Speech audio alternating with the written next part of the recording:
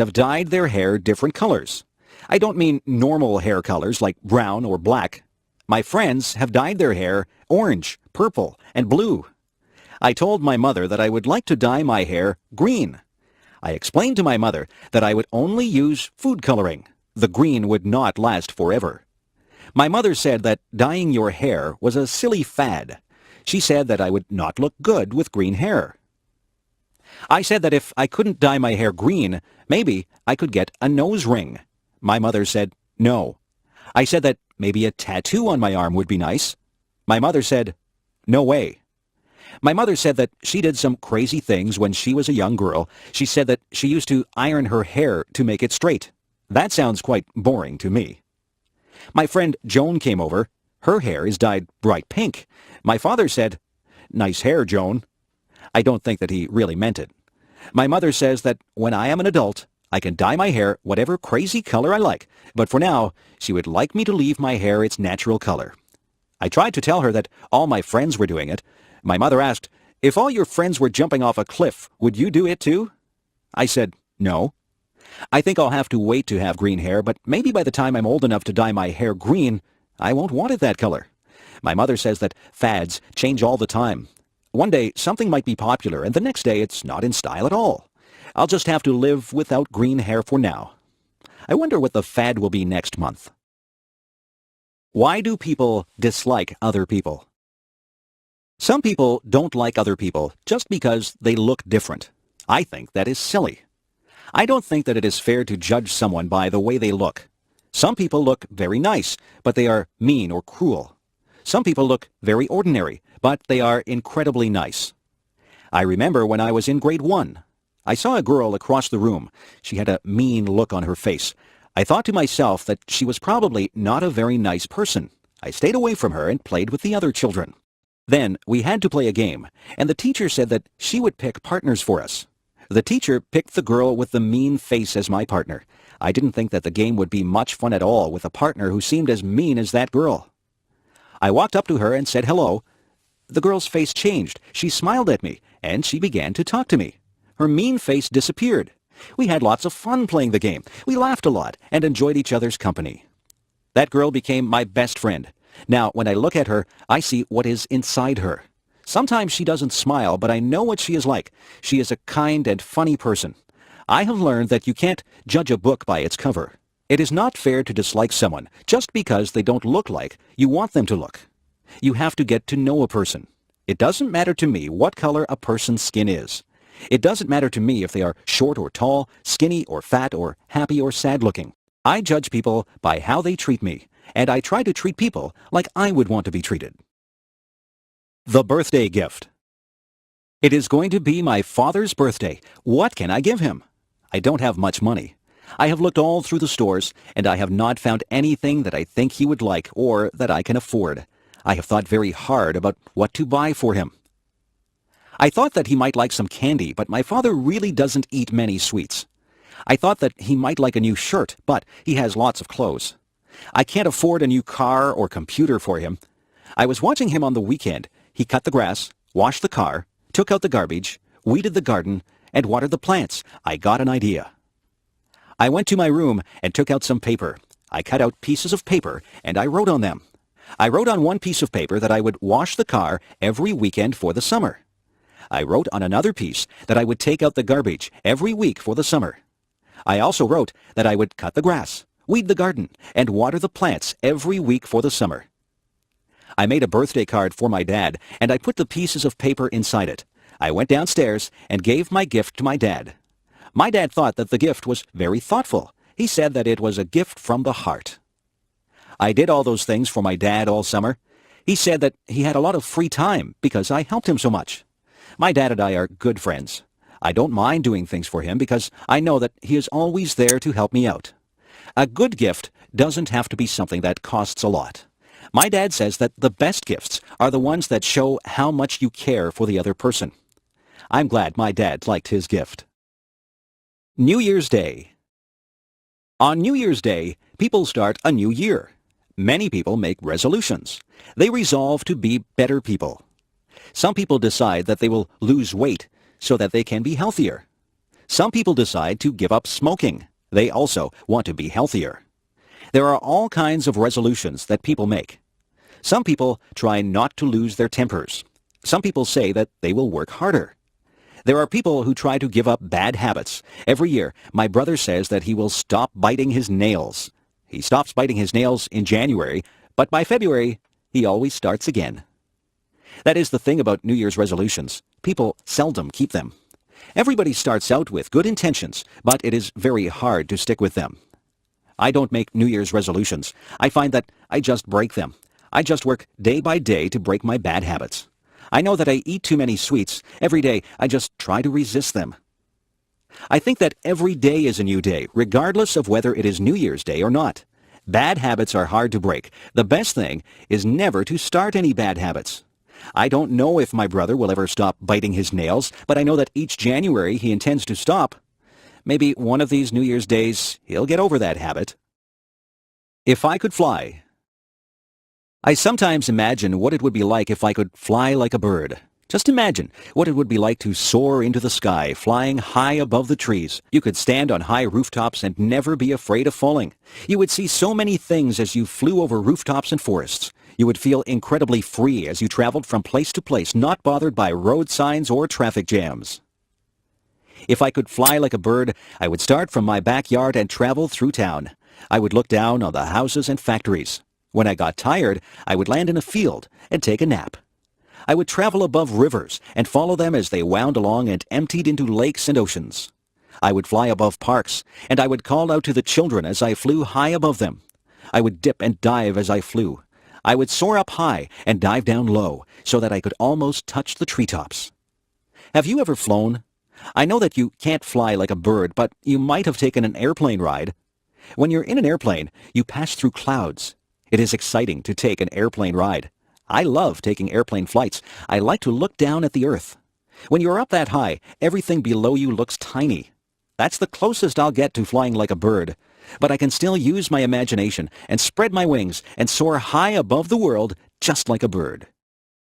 What I look for in a friend. What is it that makes somebody your friend? Some people are nice and you have fun with them. Some people are nice to talk to, but they don't become special to you. Some people become very close to you. Those people are the ones who become your good friends. Did you ever wonder why certain people do become your good friends? Friends usually have something in common. Often, friends enjoy doing the same things as each other. Maybe they like the same sports or the same music, or maybe they can even talk about problems or schoolwork. Friends usually find a common bond. Friends share ideas and listen to each other. Sometimes, people who don't have similar interests even become friends. You can learn a lot from a person who likes different things than you. The most important thing about friends is that they must communicate with each other. A good friend is a person who takes the time to listen to the other person. One of the most important things that I think a friend should have is a sense of humor. I like to laugh with my friends. I like to feel comfortable around my friends. It is nice to be able to talk and laugh with people who have similar interests. It is nice to share things with people and learn about their interests. You become a better person if you are able to learn things from others. Life is a journey. On that journey, you meet many people. Some of those people will change your life. You have to choose your friends with care. A good friend is worth more than all the gold in the world. A good friend will make your journey through life more pleasant. Make friends along the way, and the path through life will be very rewarding. A funny thing happened on the way to school. Last Friday it was very windy. I was walking down the street with my friend John. We were having a difficult time walking against the wind. The wind was pushing against us, and we felt the force of it pressing against us. We even had a hard time breathing. We were walking slowly. We watched the leaves as they danced and twirled in the wind. We watched a plastic bag as it flew by us. We saw a little boy whose baseball cap flew right off his head. His cap flew along the sidewalk and he had to chase it. He finally caught it, and he held it in his hands tightly after he got it back. The trees were swaying frantically. Their branches swished and waved in the wild wind. John and I were hit by flying bits of paper and leaves. We laughed when a garbage can lid rolled along and hit John in the leg. We saw another garbage can rolling along the road as if it was alive. Everything was moving because of the wind. Then the funniest thing happened. I wasn't paying any attention, and a paper bag came flying up the street toward us. It hit me right in the face and covered my whole face. At first, I didn't know what had happened. I was blinded. I couldn't see where I was going. I stopped and held out my hands. When I stopped, the bag fell off my face. I looked at John. He was laughing very hard. He was laughing so hard that tears were rolling down his cheeks. He said that I looked very funny with the brown paper bag stuck to my face. I started to laugh too. We laughed about it all the way to school. John said that he wished he had a camera. He would have taken a picture of me with a bag on my face. Advice. Sometimes my mother gives me advice. She tells me to save my money for a rainy day. She says that I should eat my vegetables if I want to be strong when I grow up. She says that you reap what you sow. I didn't know what that one meant, so I asked her. She said that if you are good to people, they will be good to you. If you do bad things, then bad things will come back to you. My mother is always giving me advice. She says that a penny saved is a penny earned. I am still thinking about that one. Some of these things are difficult to understand. My mother is very wise. She says that she has learned from her mistakes. She tells me that she would like me not to make mistakes, but she says that everyone does make mistakes. The important thing is that we learn from our mistakes. My mother says that nobody is perfect. My mother tells my sister that time is precious. My sister wastes time, and my mother doesn't like that. My mother tells me to be true to myself. She says that I should not follow the crowd. I should listen to my own conscience and do what I think is right. She says that it doesn't matter if you fail at something. The important thing is that you try. If you've done your best, then that is all that matters. I listen to my mother. I think she gives very good advice. My mother has a lot of common sense. I hope I am as wise as she is when I have children of my own. Sometimes I wish that she would not give me so much advice. I think that I know what I'm doing. But in the end, I always remember what she has said, and I try to live by the standards that she has set for me. Take the advice that your parents give you. They only have your best interests at heart. A trip to the hospital. I have to get my tonsils out. I'm not really happy about it, but I'm tired of being sick and having sore throats. I have to go to the hospital 2 hours before my surgery. My mother will go with me. The nurses will take my temperature and check my blood pressure. They will make sure that I am ready for my operation. I will be dressed in a white gown, and I will be wheeled down the hall to the operating room. I can't have anything to eat or drink for a long time before my surgery. My mother will walk down the hall with me. Then she will wave goodbye as they wheel me into the operating room. The doctor and the nurses will be busy in the operating room. They will be getting ready to perform my surgery. The doctor will say hello to me and tell me that he is going to put me to sleep. He will put something into my arm. He will tell me to count backwards from 10. I think that I will only say 10, 9, and then I will be fast asleep. I won't be awake for the surgery. When I wake up, I will be surprised that the surgery is over. My throat will hurt and I probably won't feel very good. My mother will be there with me. The nurses will give me a drink and try to make me comfortable. I won't be in the hospital overnight. I will go home later in the day. My parents will have to make sure that I have a lot to drink. I can't eat any hard foods or they will hurt my throat. I will sleep a lot because I will not feel very well for a couple of days. It won't take long before I recover from my surgery. Sometimes we need surgery to make us feel better. Hospitals can be a bit frightening, but the doctors and nurses are very nice, and their job is to make you better. If I was tiny. Imagine what life would be like if you were 2 inches tall. You would have to be careful that nobody stepped on you. You would have to watch out for cats, dogs, and birds. It would be very dangerous, but just think of the things that you could do. You could live in a dollhouse or even a shoebox. You could use a bottle cap for a plate. You would have to wear doll's clothes. A stamp would make a lovely picture to hang on your wall. You could hide in a mouse hole or a drawer. You wouldn't need much food. You could probably live comfortably on the crumbs that people would leave on the table. A thimble would make a good cup.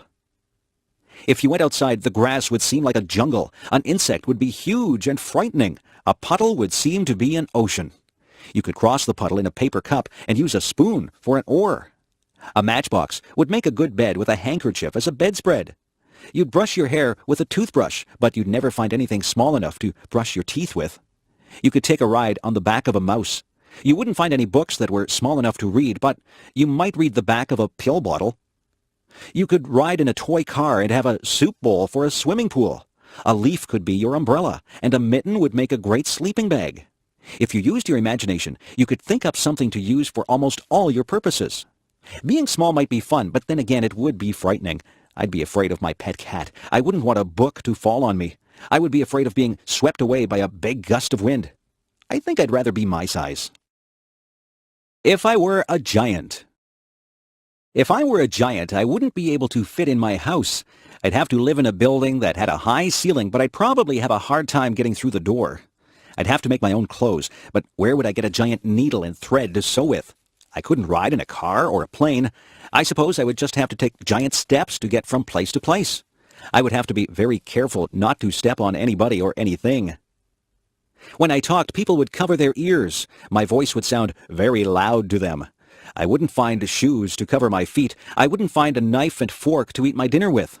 I might have to use a rake as a fork. My dinner would be huge. What would I cook my dinner in? I certainly wouldn't find an oven big enough to put my dinner in. If I sneezed, it would be like a hurricane. If I fell down, it would be like an earthquake. I wouldn't have any friends because everyone would be too tiny for me to talk to. I think that being a giant would be very lonely. I couldn't have just one apple. I would have to have a lot of apples to fill me up. I would have to drink gallons and gallons of water to quench my thirst. I could never relax under a tree. I would be taller than all the trees. I don't think that being a giant would be fun. I won't ever make a wish to be a giant. I would rather be my height. I'm very happy the way I am. Do people have the right to smoke in public? My father used to smoke. He got very ill. The doctor told him that he had to quit smoking. My father tried for a long time to quit. It was very difficult for him. Smoking is an addiction. After many months, my father finally gave up smoking, but he still craved a cigarette once in a while. He says that quitting smoking is the hardest thing that he has ever done. When my father did smoke, he smoked everywhere. He smoked in restaurants, stores, and many public buildings. Now, you are not allowed to smoke in a lot of public places. When my father smoked, the rules were not so strict. People could smoke just about anywhere. It really wasn't fair to the people who didn't smoke.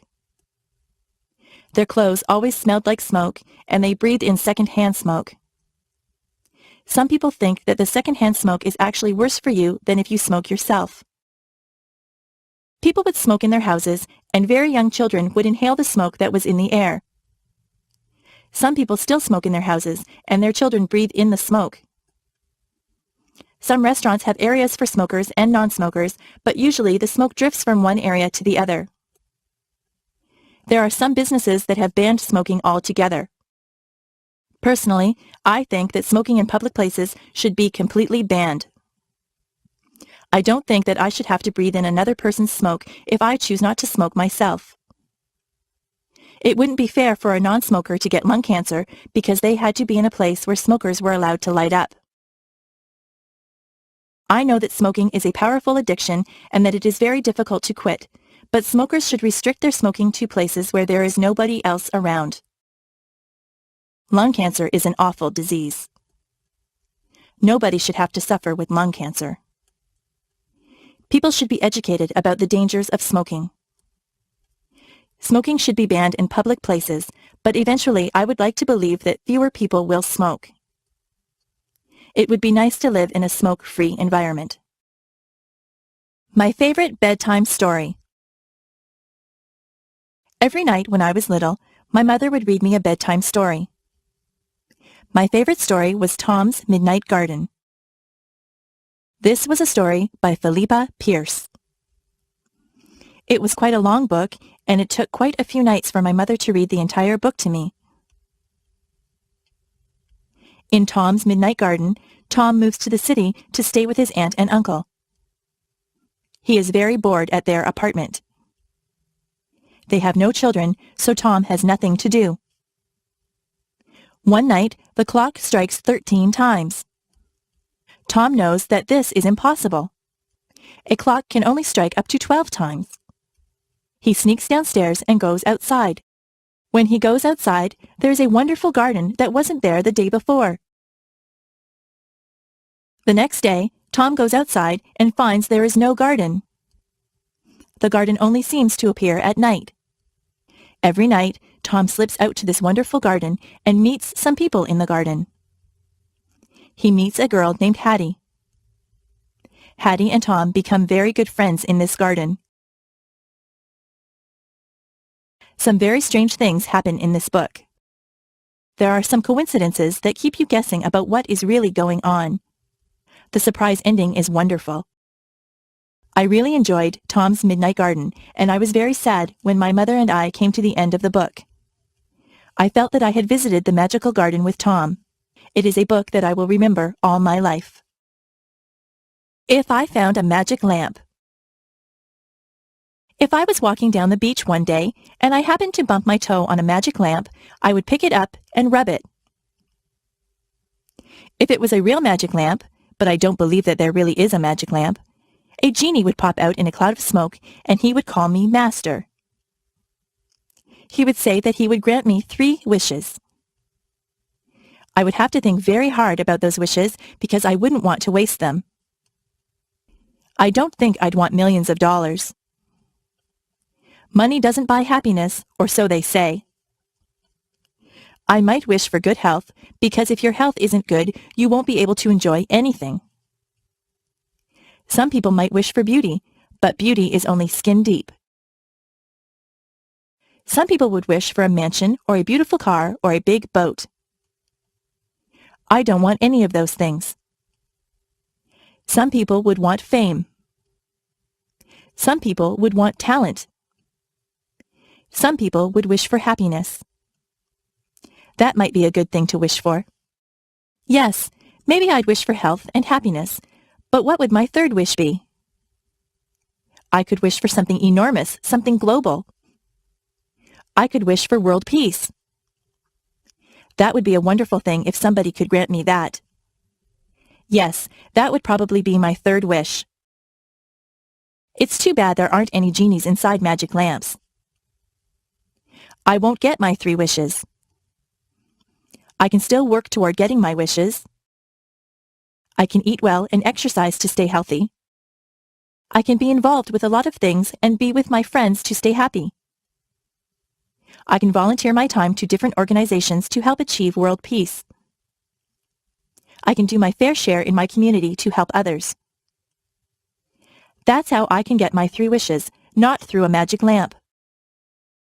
I can only get what I want through self-determination and hard work. That is the key to getting your wishes fulfilled. Superstitions. I am not superstitious, are you? Yesterday was Friday the 13th. Some people think that Friday the 13th is an unlucky day. I think that it is just like any other day. Some people believe that if a black cat crosses your path, you will have bad luck. I don't believe that either. My mother always gets upset if I open an umbrella in the house. She says that is bad luck. She is probably right about that one because an open umbrella would take up a lot of space and you might knock things over. If your left hand is itchy, you are supposed to get money. I have had an itchy left hand before, but I haven't received any money because of it. It is bad luck to walk under a ladder. That is probably true because you might knock somebody off the ladder or have a can of paint fall on top of you. If you are acting in a play, it is bad luck if someone says, "Good luck" to you. This is very confusing. You are supposed to tell an actor to break a leg. It doesn't mean that you want the actor to break his leg. It means good luck to the actor. Actors have a lot of superstitions that are very unusual. I am not superstitious. I don't believe in superstitions at all. It is just fun to learn about superstitions. Some of them are very old and have been passed down from generation to generation. I once did a project at school on superstitions. It was a very interesting topic and I got a good mark for it. Help. Did you ever have to call for help? Were you ever in a situation that was an emergency? It is good to know what to do in case of an emergency. You should always know how to get in touch with the police and fire departments. I have read stories where very young boys or girls have called the police and saved their friends' or family members' lives because they knew just who to get a hold of. If you see a fire, you should call the fire department. A lot of tragedies have been prevented because the calls have been made quickly. It is important that emergency vehicles arrive very quickly. That is why those vehicles have sirens. When their sirens go, it means to get out of the way. Policemen, firemen, and ambulance attendants are trained to handle very difficult situations. They often save people's lives. They go through a lot of training to become good at what they do. They never panic in emergencies. For your part, you should keep emergency numbers near the phone or know what the emergency numbers are. Where I live, there is a special number that you call for any emergency. We teach that number to everyone, even very tiny children. It is important to remain calm if you need help. If you call an emergency number, you have to be able to speak clearly and tell the person you are talking to exactly what the problem is.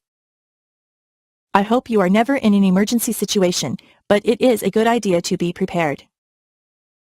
The peach orchard. When I was very young, I lived near a peach orchard. Now, there is a park where the orchard used to be. I always remember the peach orchard because my grandmother and I used to go there and pick peaches. The owner of the orchard would let all the neighbors pick peaches. It's not the fact that I used to get many ripe, tasty peaches that I remember. It's the time that I used to spend with my grandmother that I remember. My grandmother was very old, but she was very healthy. She used to walk a lot. I think that is what kept her fit. She had a lot of energy, so she liked to go to a lot of places. She would get a fruit basket, and then she would ask me if I wanted to go to the orchard. I always said yes because I enjoyed walking through the orchard on a sunny day. We never climbed up on a ladder to reach the peaches. We just reached for the low-hanging fruit. My grandmother and I used to talk all the time that we were out there. It was nice to spend time with her. She told me many stories about when she was a young girl. We laughed and got to know each other better. My grandmother only visited us during the summer. She lived in California and I lived in Niagara Falls, so we didn't get to spend a lot of time with each other. We enjoyed the hot summer days in the orchard. You could smell the peaches, and the bees buzzed lazily by us. My grandmother would point out different insects and birds to me. I learned a lot about nature from her. We would end up with a big basket of peaches. When we got home, my mother would wash the peaches, and often she would bake a peach pie for us. Nobody bakes a peach pie like my mother. It's good to have memories like that. Childhood memories of time spent with my grandmother are very precious to me. Sometimes it's just the simple things that you do in life that leave you with the nicest memories. Learning to dance. I went to England with my mother. She used to be a singer in a band. We went to the hotel that she used to sing at. It was a big, fancy hotel. Some of the people that she knew when she sang in the band were still there. They remembered my mother, and they had a good time talking to her and remembering old times. Many people told me that I looked like my mother. In the hotel, they had a fancy hall where they had ballroom dancing. I am not used to that kind of dancing. I always danced to rock music. A man told me that he would teach me how to dance. It looked very easy. I held one of his hands and put my other hand on his shoulder. He told me exactly how to move my feet. I was very clumsy and I stepped on his toes. He was patient with me and he counted 1, 2, 3. I tried to waltz with him. I would start out pretty well, but then I would get mixed up and stand on his toes again. The man laughed about it. I told him that I wasn't a very good dancer, but he said that I was good for a beginner. I think he was just being polite. The man asked my mother to dance. My mother is a very good dancer. I didn't know that about her. She never stepped on the man's toes once.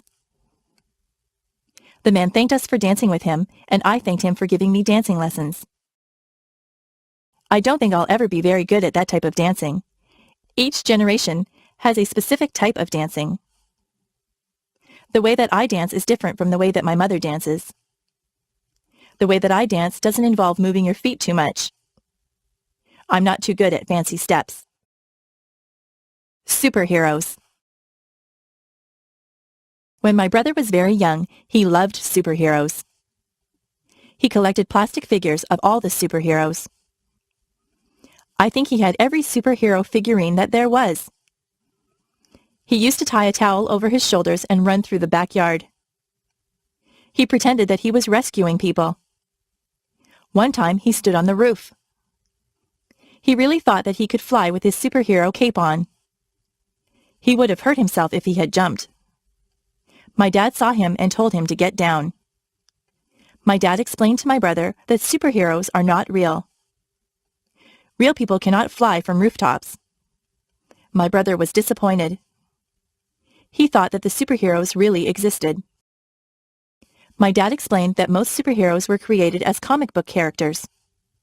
Somebody used their imagination to make them up, and then an artist drew them. My brother was not impressed. He said that he wanted to meet the superheroes. My father told him that he might meet someone dressed up as a superhero, but it wouldn't really be a superhero in the costume. It is hard to explain to small children that the things that they see in comic books and on television aren't really real. My brother still pretends that he is a superhero. He doesn't jump from rooftops, but he runs around and makes noises like he is flying. I look at him and remember when I used to do things like that. I'm more mature than my brother. I know that superheroes aren't real, but I know that he is having fun and using his imagination. Being a princess. Sometimes I think that I would like to be a princess. A princess would live in a palace and wear beautiful clothes. She would have servants to do chores for her, and she would probably marry a handsome prince. People would recognize her. They would wave to her as she drove by. It seems like it would be a lot of fun to be a princess. But maybe it wouldn't be so nice. Maybe it would be terrible to be recognized by everyone. Maybe a princess would feel like everyone was watching her. She would have to look nice every time she left the palace. There would always be people with cameras who wanted to take her picture. A princess would have no privacy. Even in her own palace there would be servants around, so she would never really be alone. If I were a princess, I would worry about security for my family. Sometimes, people who are in high positions are threatened by other people. That would be a worry. I'm not so sure that being a princess would be all that much fun. I think it might be better to be just a normal person like me.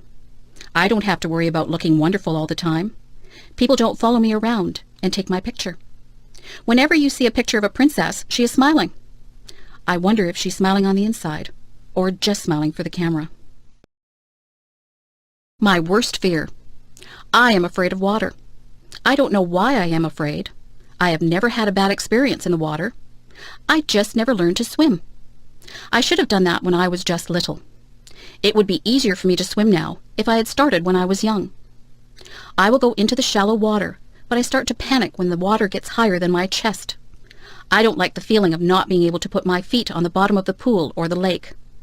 I don't like to get water up my nose. I choke and cough when that happens. My friends just tell me to relax and I will float, but I find it hard to relax in deep water. They keep telling me that if I panic, I will sink. Most of my friends have had swimming lessons. Some of them are even lifeguards. They have tried to teach me to swim, but I think I need to go to a place where they actually teach swimming. It would be nice to jump into a pool of cold water on a hot summer day. That would be so refreshing. If I go out onto a boat, I always wear a life jacket. I think it is wise to do that. Everyone should wear a life jacket on a boat. I would rather be safe than sorry. I have decided that I will overcome my fear. I will go and take swimming lessons. I have a goal. By this time next year, I would like to be able to swim the length of the pool without being afraid. It is best to face your fears and deal with them. I hope that I can overcome my fear of water.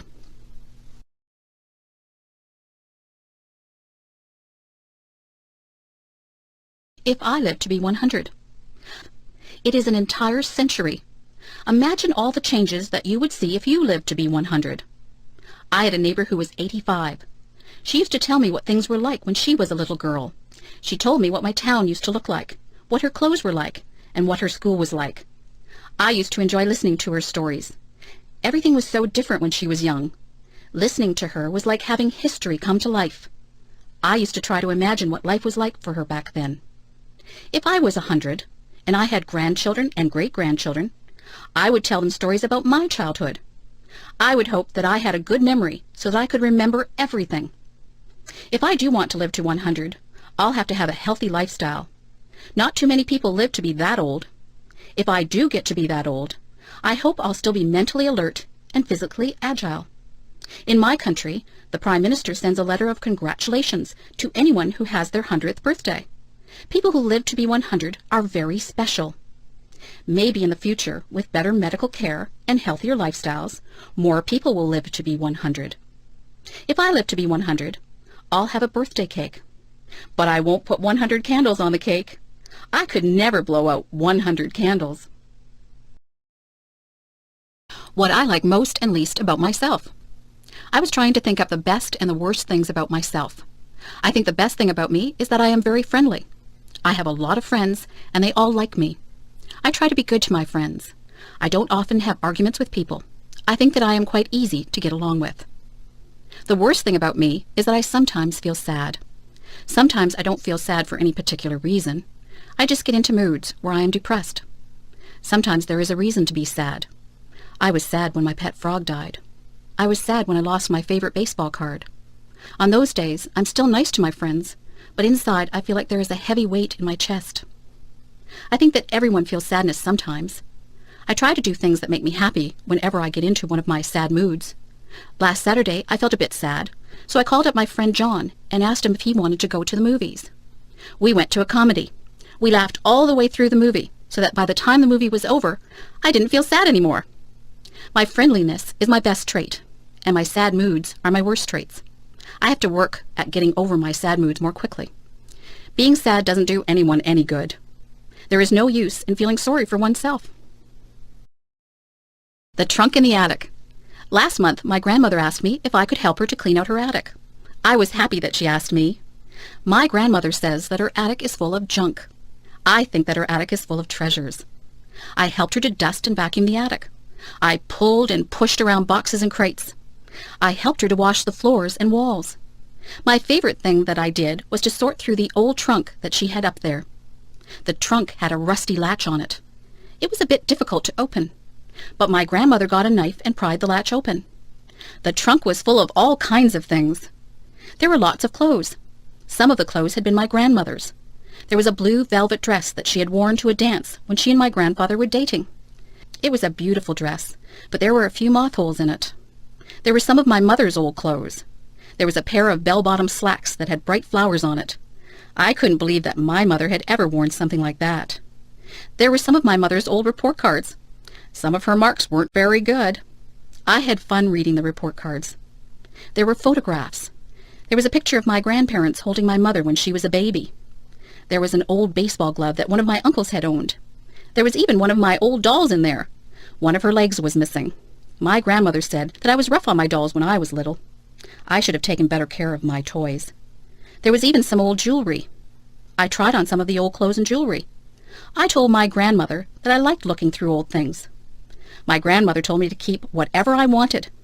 She said that it was all junk. I still say that her trunk was full of treasures. Hot and cold.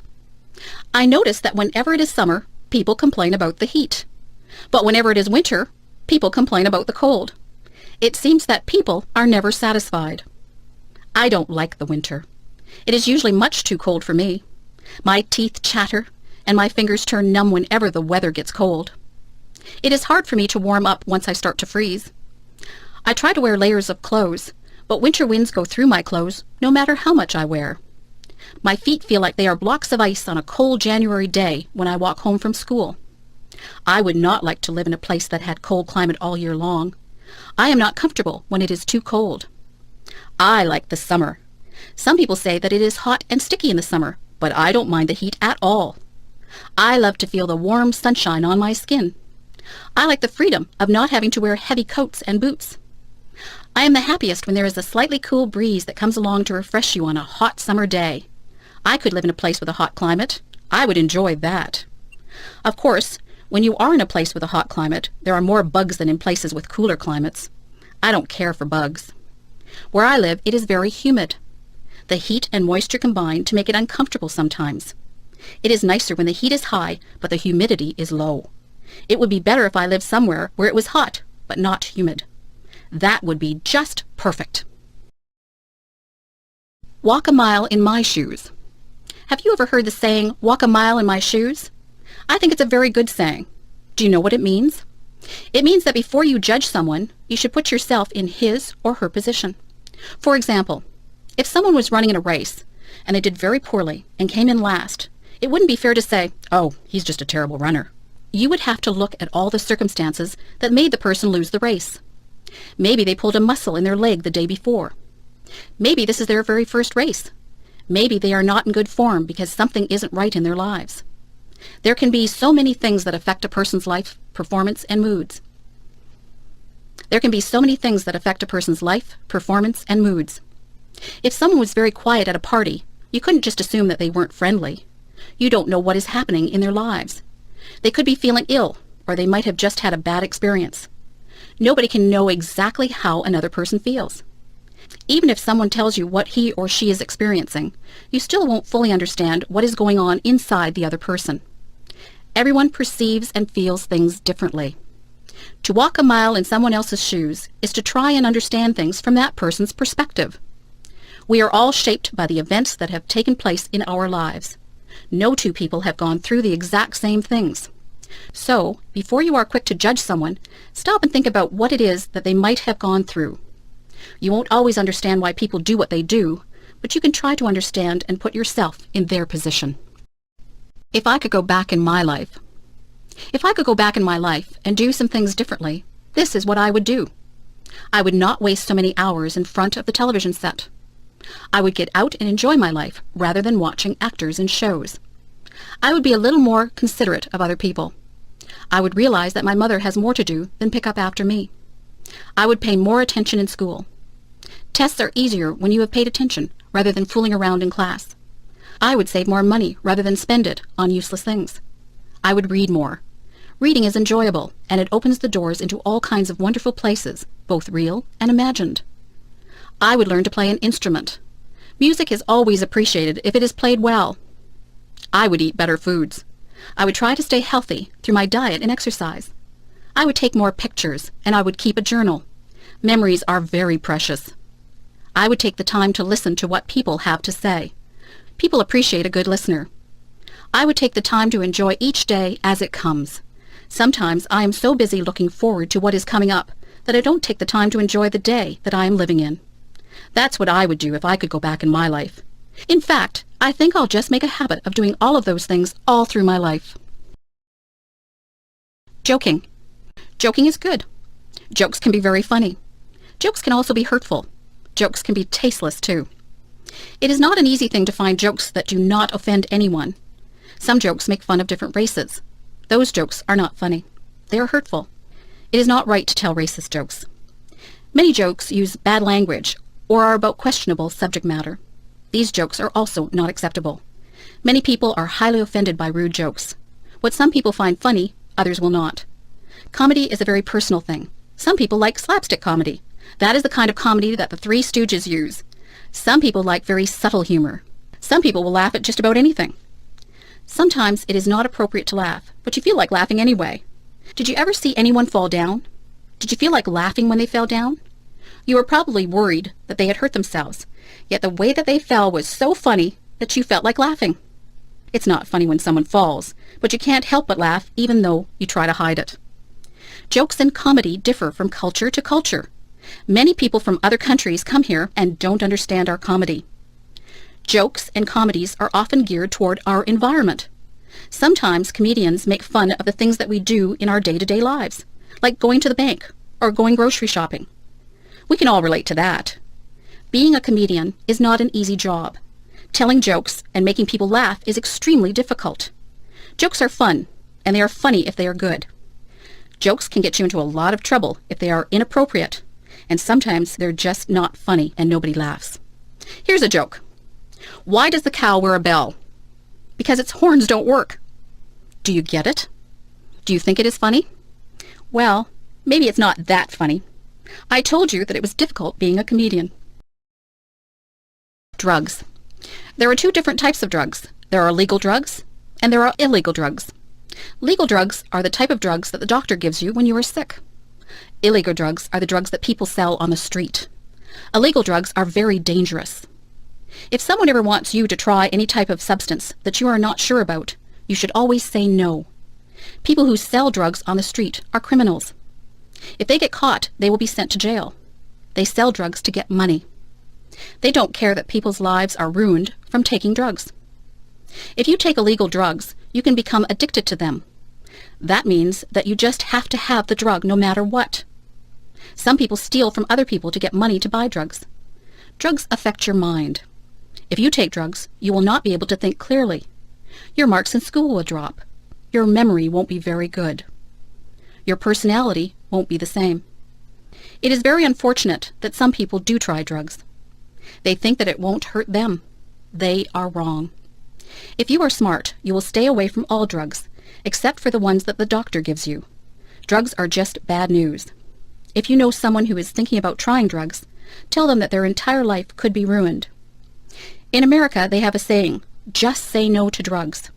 It is a good saying, but I think I would rather say, I'm just too smart to take drugs. Divorce. Mary's parents just got a divorce. Mary is very upset. She thinks that her parents don't love her anymore. She thinks that they got a divorce because of her. She is wrong. Her parents love her just as much as they always did. They aren't getting divorced because of Mary. Sometimes marriages just don't work out. It isn't really anyone's fault. Marriage isn't easy. It is hard for two people to stay together for a lifetime. Sometimes people change as they get older and they move on. Some people have perfectly good marriages and they stay together for their entire lives. Divorce doesn't happen because the parents don't love the children anymore. A lot of children feel that it is their fault, but it isn't their fault at all. Children neither cause the divorce nor can they prevent it. It is up to the parents. Divorce isn't the end of the world. Children can still see both parents and stay with them. Life goes on. Sometimes children can get new stepmothers or stepfathers. That can be a good thing. You just have to be understanding and know that your parents still love you. Life doesn't always go the way that we planned it, but it has its twists and turns. Life is an adventure. If your parents get a divorce, just be understanding. Know that they love you and that this is a hard time for them. It is a hard time for you too, but these things have a way of working themselves out in the end. If my fish could talk. I have a goldfish. He swims around in his bowl all day. He looks bored. I look inside the bowl and watch him. His mouth always moves. He looks like he is talking. I imagine what my goldfish would say if he really could talk. I think he would say, "Hey, I'm bored in this little bowl. Why don't you get me a bigger tank with more fish in it? I would like to have some friends to swim around with." I went out and bought a bigger tank for my goldfish. I put some plants at the bottom of the tank, and I got a miniature deep-sea diver to put at the bottom of the tank. I looked into the tank and imagined what my goldfish was saying. He seemed to be saying, "This is a nice tank. It's roomy in here and you decorated it well, but I still don't have any friends to swim with." I went to the pet store and bought 3 more goldfish. I put them into the tank. All of the goldfish seemed to look at each other. They swam near each other and seemed to be playing games. I knew which one was my goldfish because he has a black spot on his fin. I looked at him and imagined that he was talking again. He said, "This is great. I have a big new home and friends to swim with. These are nice goldfish that you brought home for me. Thank you." Goldfish can't really talk. I know that. I just like to pretend that my goldfish talks. He seems very happy now with his nice new home and his new friends. I don't think goldfish can smile either, but it looks like my goldfish has a smile on his face. The best teacher. I have had a lot of teachers. Some of them were good and some of them were boring. There is one teacher whom I remember very well. He is the best teacher that I ever had. His name was Mr. Alban. He was a history teacher.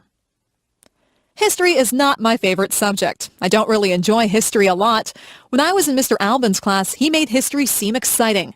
He was more of an actor than a teacher. If he was describing a war, he would make us feel all the emotions that the soldiers and their families would have felt. We could almost hear the guns firing and the people shouting. He would paint a picture in our minds that was very vivid.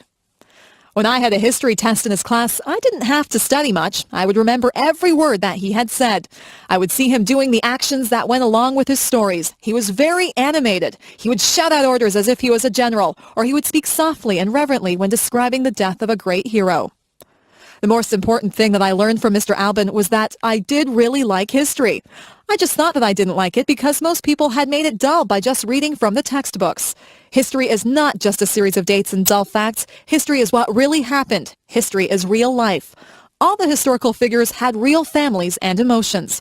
They weren't just fictional people. After I took history from Mr. Alban, I realized that I really did have an interest in it. He was my favorite teacher, and I will always be grateful to him for making me aware of just how interesting history really is. Weather. Sometimes I watch the weatherman on television. It is fascinating to watch him point to different areas of the country on the map. He tells us where the weather will be nice and where it will be bad. The weatherman is not always right. Weather reporting is not an exact science. Nothing is very exact when it comes to the weather. The weather department does a lot of research, but they can never be sure of exactly what will happen. Sometimes it looks like it will be clear, but the wind changes direction and clouds move in. The weatherman can warn people if there is a chance of a hurricane or tornado. The weatherman can also warn people of floods. Sometimes entire towns have to be evacuated because of bad weather. It is important to be aware of the weather. For example, it is not good to be caught in the middle of a field when there is going to be a thunderstorm. You might want to take extra precautions if there is going to be a heavy snowstorm. You would need to be in a secure place if a hurricane or tornado was predicted. You might want to cancel a picnic if you knew that it would rain that day. The weather affects us in so many ways. Some people are really affected by dull, cloudy days. If there are no sunny days, they become very depressed. Heavy air pressure can cause some people to have headaches. Weather affects all of us in one way or another. It is always a topic of conversation. People often say things like, "Hello, it's a beautiful day today." Often we plan our lives and activities around the weather. So if you are planning on walking home tonight, keep an eye on the sky. Are those rain clouds up there? You might need an umbrella.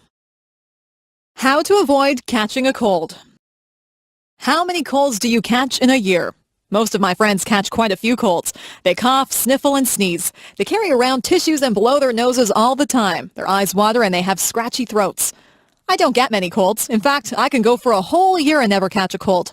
This is why I consider myself an expert on how not to catch a cold. I'll tell you how to avoid catching a cold.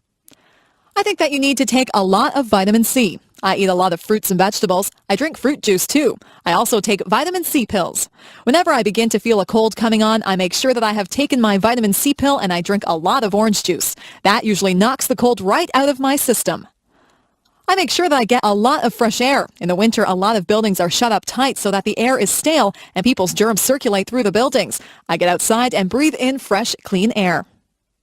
If somebody is rude enough to cough or sneeze right in front of me without covering his or her mouth, I just hold my breath for a second. I'm not sure if this works or not, but I don't want to breathe in anybody's cold germs.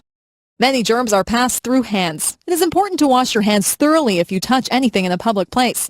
If I hold a banister while I'm walking down the stairs, I think of all the people who have used that banister, and I make sure that I wash my hands before I eat. Doorknobs also have a lot of germs on them. Money is another thing that is passed from hand to hand and is covered with germs. Sometimes I see people stick money into their mouths. Just think of all the germs that you would be putting into your mouth if you did that. If you just give it a little bit of thought, you can avoid a lot of germs that cause colds. If you eat good food and stay fit, your body will be able to fight off the germs that causes colds and other diseases. It is not always possible to avoid colds, but if you do catch a cold, drink plenty of fluids and get a lot of rest. The future. I sometimes wonder what life will be like in the future. Life has changed so much in just the past few years. I'm sure that there are still big changes that are coming. Do you think we'll still drive cars? Maybe we'll get into computerized vehicles that we won't have to drive. We'll just push a few buttons and the vehicles will take us to wherever we have to go. Maybe there won't be roads. We might just fly through space to get where we want to go. Instead of telephones, we'll just use our computers. We'll be able to see each other when we talk. That type of thing is already happening. Maybe we won't have to cook our meals. We might be able to push buttons to order whatever we want. A nice roast beef dinner or an ice cream sundae might just pop out of a machine. It would be nice to have a robot to clean the house for you. In the past few years, computers have been extremely important. People used to write to each other through the mail. Now people communicate so much more frequently through email. Most of my friends own computers. If we had all of these things to do the work for us, what would we do? We would still need people to program the computers. We could spend more time being creative rather than doing everyday chores. The future holds many surprises. I'm sure that technology will become even more and more amazing. When my parents were young, they had never even seen a color television. Nobody owned a computer. It doesn't take long for things to change a lot. Who knows what amazing things are in store for us? Giving a speech. I had to give a speech last week. I gave a speech to 300 people. I had to speak in front of a group of students. I had to tell them about a campaign that we were having to raise money for cancer research. Giving a speech can be a difficult thing. When you stand in front of a big crowd, you can get very nervous. Some people feel like they have weak knees. Their legs feel as if they are made of rubber. Their heart beats very hard inside of their chest. Their palms get sweaty. Some people even become short of breath. For some people, giving a speech is their worst fear. When you give a speech, everyone is looking at you. They are waiting to hear what you have to say. When you have 300 people looking at you, you have 600 eyes that are on you. It is a little frightening when you think of it that way. Before I give a speech, I take 3 big breaths. I calm myself and I remind myself that what I have to say is important. I like to be sure of what I am going to say, so I practice my speech in front of a mirror at home. I like to look like I am relaxed and friendly. They say that practice makes perfect, so the more speeches that you give, the better you will become at it. Whenever I have to give a speech, I imagine that the audience is just one big person. I look out into the audience until I find a friendly, smiling face. I focus on that person, and I pretend that I am just talking to them. I've become used to giving speeches. I'm more relaxed now than I used to be. People tell me that I do not look nervous at all. I like to hear that. Sometimes I do feel a little flutter of nervousness, but I just ignore it and do the best that I can. Giving a speech is not as scary as it appears to be. Anyone can do it with a little practice. Moving to another country. My friend Steve moved to another country. He had lived in Canada all his life and he moved to Japan. Life in Japan was very different for Steve than what he was used to. At first, Steve suffered from culture shock. His whole life seemed different. He was not used to the way of life in Japan. Steve was not used to the large crowds of people that walked up and down the streets in Japan. In his hometown in Canada, the streets were fairly quiet. Steve had to get used to the food. In Japan, the people eat a lot of fish. Steve had never eaten much fish before. Steve wanted pizza, but it was expensive in Japan. Steve said that he had to adjust his eating habits. The people in Japan have different customs than we do here in Canada. Steve didn't want to offend anyone, so he had to learn the customs. He had to learn about what Japanese people considered polite and rude. Sometimes in a foreign country, you can do something to insult someone without even realizing that you are being rude. At first, Steve had trouble with the language. He said that the only way to really learn the language is to talk to people. Steve talked to a lot of people. He made a lot of mistakes, but people were patient with him, and they tried to help him with his Japanese. It wasn't long before Steve felt more comfortable in his new surroundings. You have to be willing to learn new customs and a new language if you move to another country. Steve feels very comfortable in Japan and in Canada now. He is thinking about going to another country now. He thinks that he might like to try and live in Italy. I'm sure that he would get over his culture shock very fast if he moved there. Moving to a new country can be difficult, but if you are willing to learn, it can be a very rewarding experience. Look for the beauty. I have learned that things don't always go the way that they were planned. If something doesn't happen the way that I want it to, I try to make the best of the situation. I always try to find something good in everything that happens. Last year, I broke my ankle when I was walking on an icy sidewalk. At first, I was very upset. I was missing school and there was a party that I wanted to go to. I couldn't do very much of anything. My ankle was very sore. I stayed home and I read a book. It was an excellent book and one that I probably would not have had time to read under normal circumstances. My friends brought my homework to my house and we had some really nice visits while they were here. I had to accept the fact that I couldn't go anywhere on my broken ankle, so I made the best of a bad situation. Once I lost my way when I was out camping. I ended up in a very large field. I was afraid that nobody would find me, but I calmed myself down and took time to examine all the interesting wild flowers in the field. My family did find me. They were surprised at how calm I was. I have learned that there is something valuable inside every adventure and something beautiful inside every person. We had a new boy who came into our class. His clothes weren't in style and he was not particularly handsome. Some of the boys and girls made fun of him. Sometimes people can be really cruel.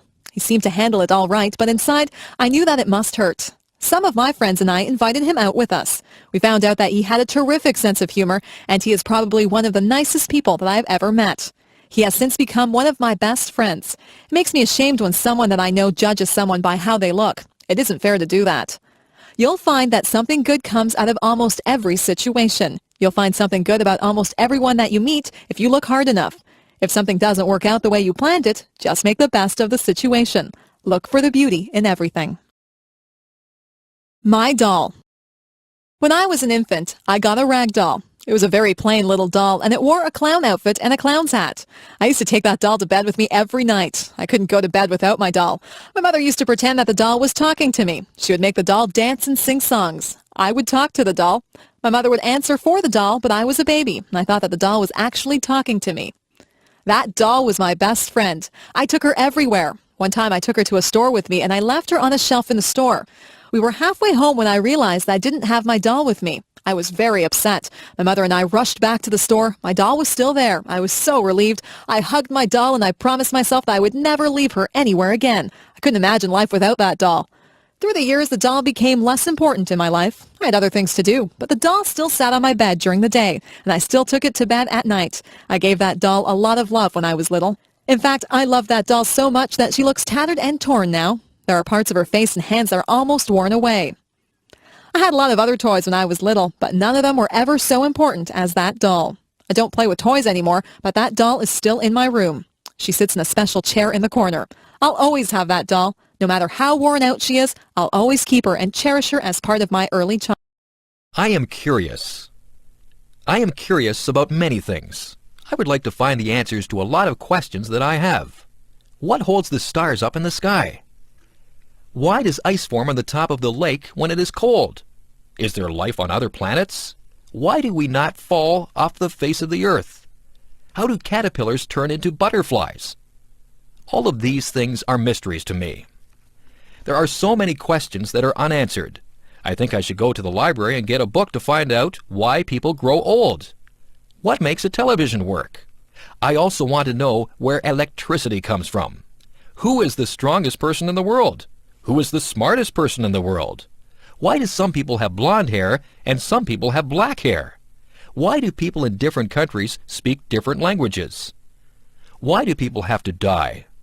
Why are no two snowflakes alike? What makes people fall in love? What makes the rivers run? Why does the sun rise every morning? How did the oceans form? Why did the dinosaurs vanish from the earth? I wonder if I'll ever find out the answers to all of my questions. I think I'll have to study hard and stay in school to find out everything that I want to know. Some questions never get answered. It is good to be curious. People who are curious about things are the ones who learn a lot, and some curious people go on to invent things and make important discoveries. Creative people. Some people are just born to create. That's what I think. Some people just have the need to write stories, compose beautiful music, or paint pictures. Creativity seems to be inside them, and they need to let it out. It's good that we have people like that. Composers like Mozart and Chopin have given us music that is incredibly beautiful. It's not just the classical composers who have given us great pieces of music. There are modern composers who have written great songs also. Elton John is an example of someone who has composed many wonderful songs. Andrew Lloyd Webber has given us some very popular musicals like Cats and The Phantom of the Opera. There are so many talented and creative people in this world. When you visit an art gallery, you marvel at how artists are able to recreate realism or make up something that seems totally unreal yet beautiful. The American artist Norman Rockwell painted some pictures that actually look like photographs. He tried to portray life as it was in America. Through his paintings, one can get a good sense of American life through the years. On the other hand, artists like Jackson Pollock did not portray realism. Jackson Pollock painted abstract pictures. His paintings are just as good as Norman Rockwell's, but they are entirely different. Some books that we read are classics. Mark Twain portrayed American life through his characters Tom Sawyer and Huckleberry Finn. Charles Dickens brought Victorian England to life through his books. Most people are familiar with his Christmas Carol, where the mean and miserable Scrooge learns the true meaning of Christmas. People don't have to read the classics. There are modern writers who entertain readers through their stories. Stephen King has written a number of horror stories. Some of his books have even been made into movies. We are lucky to have creative people who share their gifts with us. If you are lucky enough to be creative, you should use your talents to create works of art that we can all share. Career choices. What do you want to be when you grow up? There are so many things that you can be. You might want to work in the field of law. You could be a police officer. You could be a judge or a lawyer. Maybe you'd like to work in the food industry. You could be a cook or a waitress. You might want to manage a hotel dining room. Perhaps you would want to do room service in a hotel. You could be a chef and make fancy meals for people. Maybe show business is what you'd like to be involved in. You could act in television shows or movies. You could sing or play an instrument in a band. If you like to help people, you could go into medicine. You could be a doctor or a nurse. You might be a surgeon and operate on people.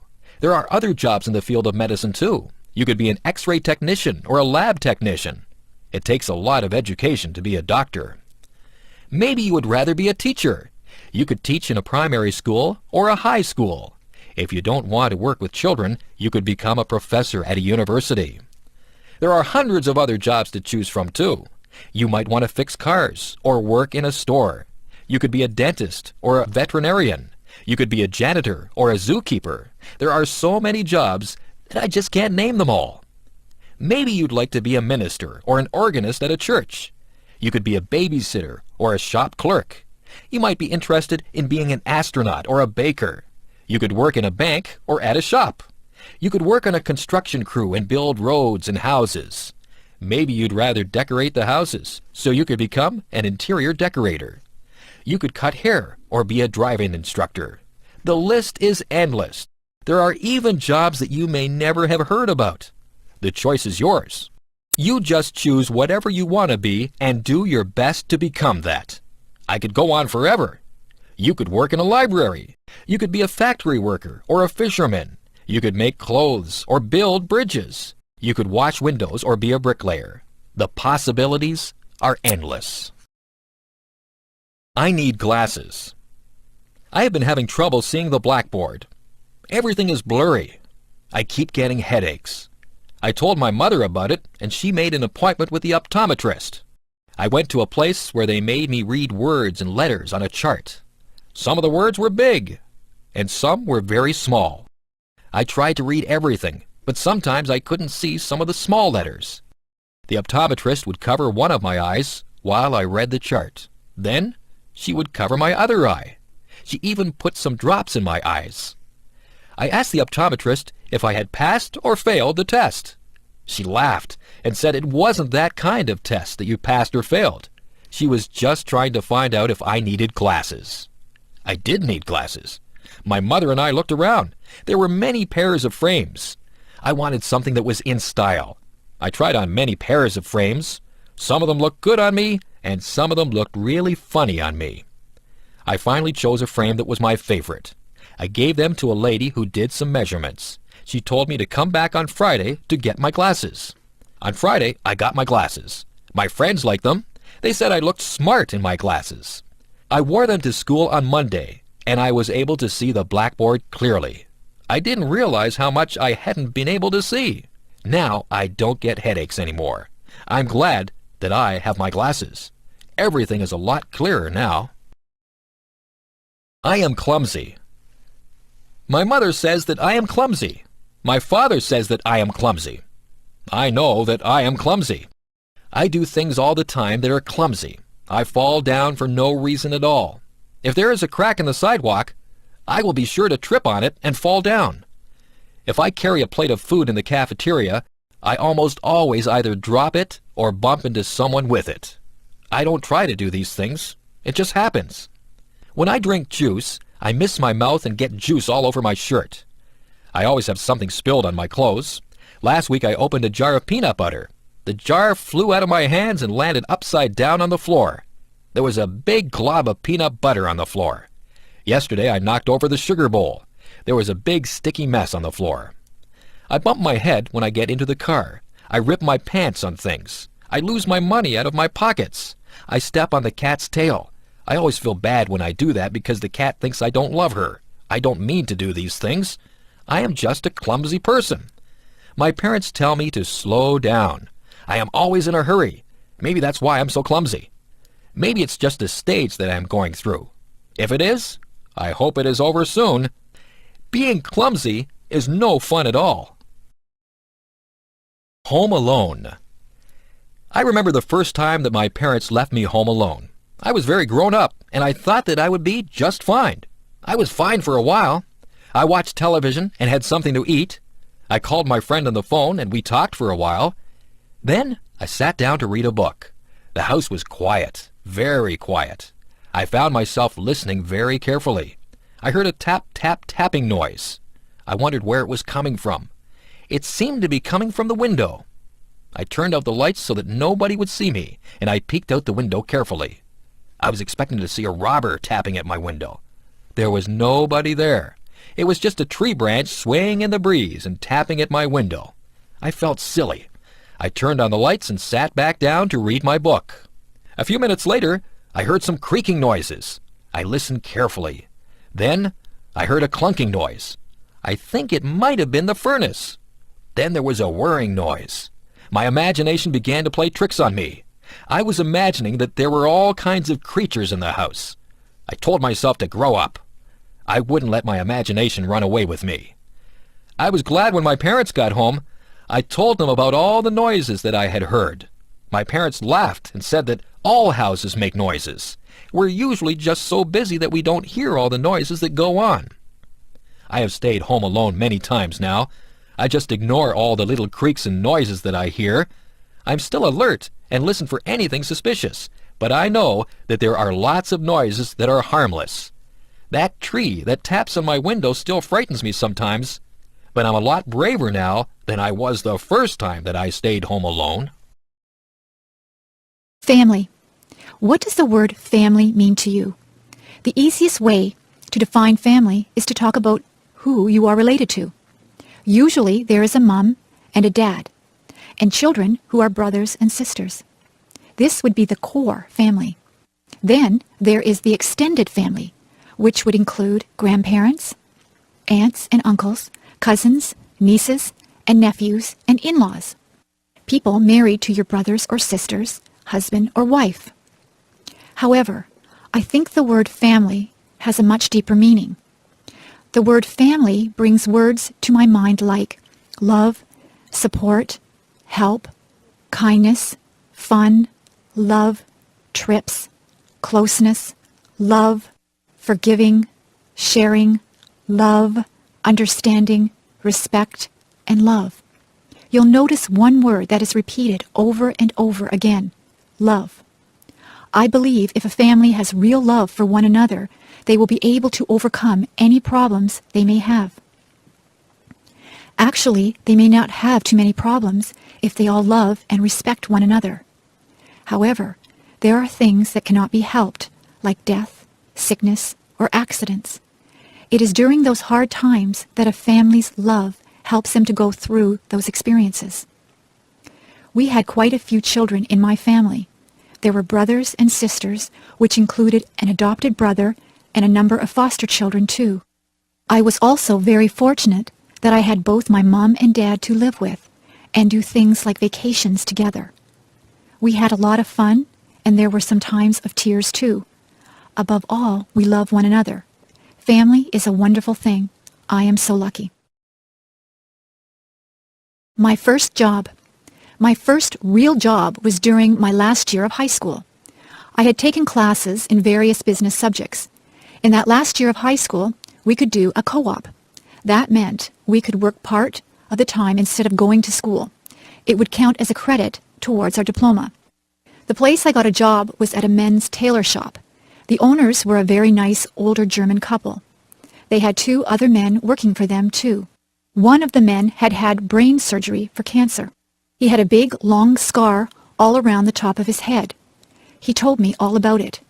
He was always happy and full of fun. I thought he was very brave. The tailor shop made suits to order. One of the salesmen would measure the man, and the customer would choose a fabric and style, for he or his wife liked. The people in the back of the shop would then cut and sew the suit. The suits cost a lot of money. There were also suits already made that the customer could buy instead if they wished. They could also rent suits or tuxedos for weddings or parties. I worked at a little desk. I answered the phone, wrote letters, filed papers, and did some bookkeeping. It was about a mile walk from my school to work. I passed many clothing shops. That wasn't good because I spent a lot of my money that I earned in those shops. I worked at the tailor shop for almost a year. It was a good experience and helped me get my next job with the United States Navy. That was fun too. First trip away from home. Today I'm going to my friend's house. Her name is Valerie. This is going to be my first trip away from home without my parents. My dad is driving me to Valerie's house, and I'll be staying there for 2 weeks. Her mom will drive me back home. It takes about 1.5 hours to get there. I have to pack enough clothes for play, work, and church. I hope I'll pack the right things. Of course, I have to remember my toothbrush and hairbrush. Valerie lives on a farm. I'll be helping her dad with milking the cows, I think. We'll play up in the hayloft after we have helped put the bales into the barn. We'll be all itchy when the job is done. There are a lot of things to do on a farm. Her mom is a good cook and will feed us well. There is a nice pond where we can go swimming. I mustn't forget my bathing suit. I wonder if the farm dog comes into the pond too. That would be funny. My dad and Mom are giving me money just in case we go shopping. I hope we do go shopping because I want to buy lots of candy. I won't tell my Mom that. Oh dear, I hear Dad yelling, "Let's go!" I haven't even finished packing my things yet. I guess I better stop writing this now and get busy fast. Bye. My job. I work at a conservation park called Balls Falls. I've only worked there for 3 weeks now. I am a tour guide, and I tell people the history of all the old buildings there. Somebody told me that one of the houses I work in is haunted. Now I get chills every time I walk into that house. My boss told me that the stories aren't real, but I have an active imagination. Balls Falls is very beautiful. It has 2 different waterfalls, the upper falls and the lower falls. There used to be tons of water cascading over them, which turned a big water wheel to grind grain. However, through the years, the amount of water has really lessened. I love working at Balls Falls because I get to work outside a lot. I'm getting a tan. In July and August, I will be working with kids there at a day camp. I am getting ready now, making different crafts and thinking up fun new games to play. I can't wait to start working with them. I think that will be the best part of the summer. I will be going to work tomorrow. I usually have to work from 9 a.m. to 4:30 p.m. I also like the people I work with. They are very nice. Come to Balls Falls and I'll give you a tour. My hobby. Let's see. Today I might go fly a kite or maybe go for a swim. It is hot outside and I don't know what to do. My mom tells me that I should do something that I like doing on hot days. Since our house is nice and cool, I guess I'll stay inside and work on my hobby. My hobby is something that not a lot of people do. I make and collect bookmarks. To make my bookmarks, I use stickers and special art pencils to draw. I buy the stickers at a mall, usually in a card store. The art pencils are bought in an art store. To make the bookmarks, I start with a piece of paper. I measure out how big I want the bookmark to be with a ruler. I once made a bookmark so big that it couldn't even be used in a very big book. After I measure it, I draw lines so that I can cut it straight. Sometimes I use fancy scissors that cut zigzag or frills. Then I start to decorate them. I like to draw cartoons and flowers on my bookmarks. Sometimes I even put real flowers on them. A lot of the time, I write little sayings on the bookmarks. I like to give my bookmarks to friends and family. Sometimes I even sell my bookmarks to people. I like my hobby. I can draw whatever I want on the bookmarks. Maybe sometime in the future, I will be a famous bookmark maker and even have my own store. If I had $1,000,000. If I had $1,000,000, I'd travel the world. I would go to the highest mountain. I would swim the deepest sea. I would probably buy a lot of clothes because I love clothes. More than anything, though, I would want to visit Ireland. I want to see the rolling hills and the green, green grass that everyone talks about. When I think of Ireland, I think of where my family came from many years ago. I am almost all Irish, and I would love to see my family over in Ireland. If I had $1,000,000, I would buy a Mustang or a Pontiac Sunbird car. I would buy a nice house with a big backyard and an outdoor and indoor pool. I would love to take my family wherever they wanted to go. I would buy them wonderful presents, too. However, I know that money does not buy happiness. It does not buy you friends or family. It may bring some happiness only for the moment, but in the long run, your family is what will be there for you if you love them and are there for them. If I had to pick between $1,000,000 and my family, I would pick my family. The $1,000,000 is a nice dream. If that dream ever comes true and I do get a lot of money, I hope I would use it wisely. A picnic.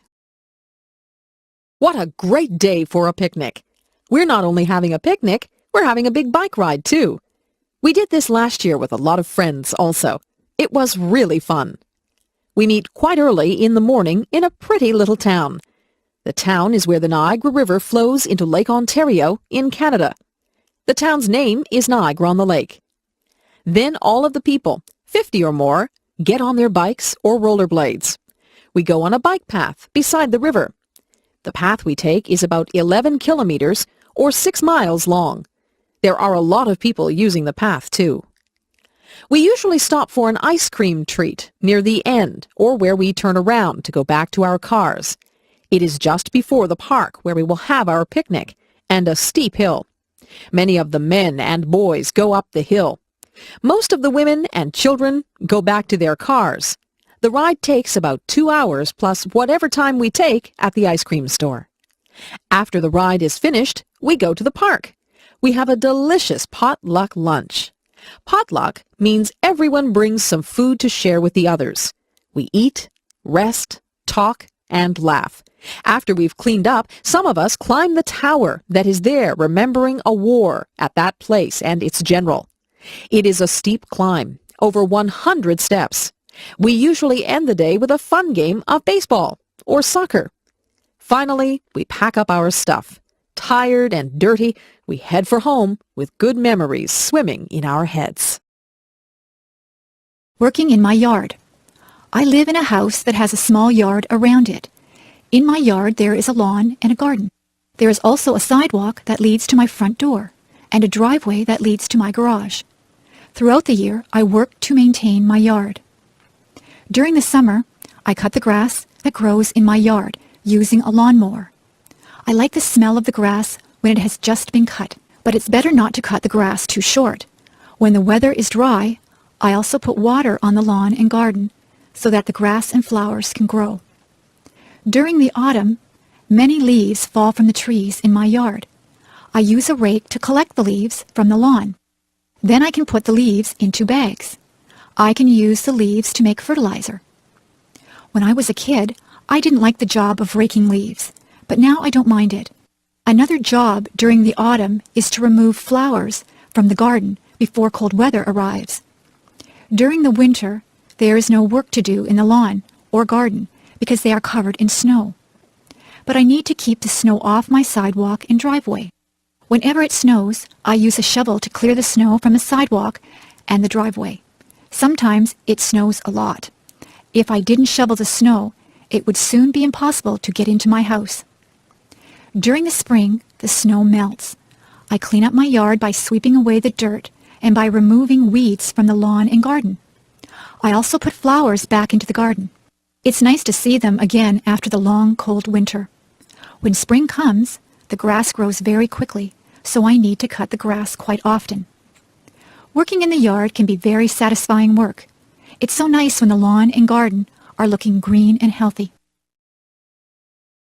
Early morning. Yawn. I'm so tired. I don't like getting up in the morning. I wish I could sleep in until noon. My mom has to come into my room and shake my feet. Get up, you lazy girl, she says. It's time to rise and shine. It's a beautiful day. I raise my head, mumble and turn over, putting my pillow over my head. My mom yanks my pillow from off my head and starts tickling me.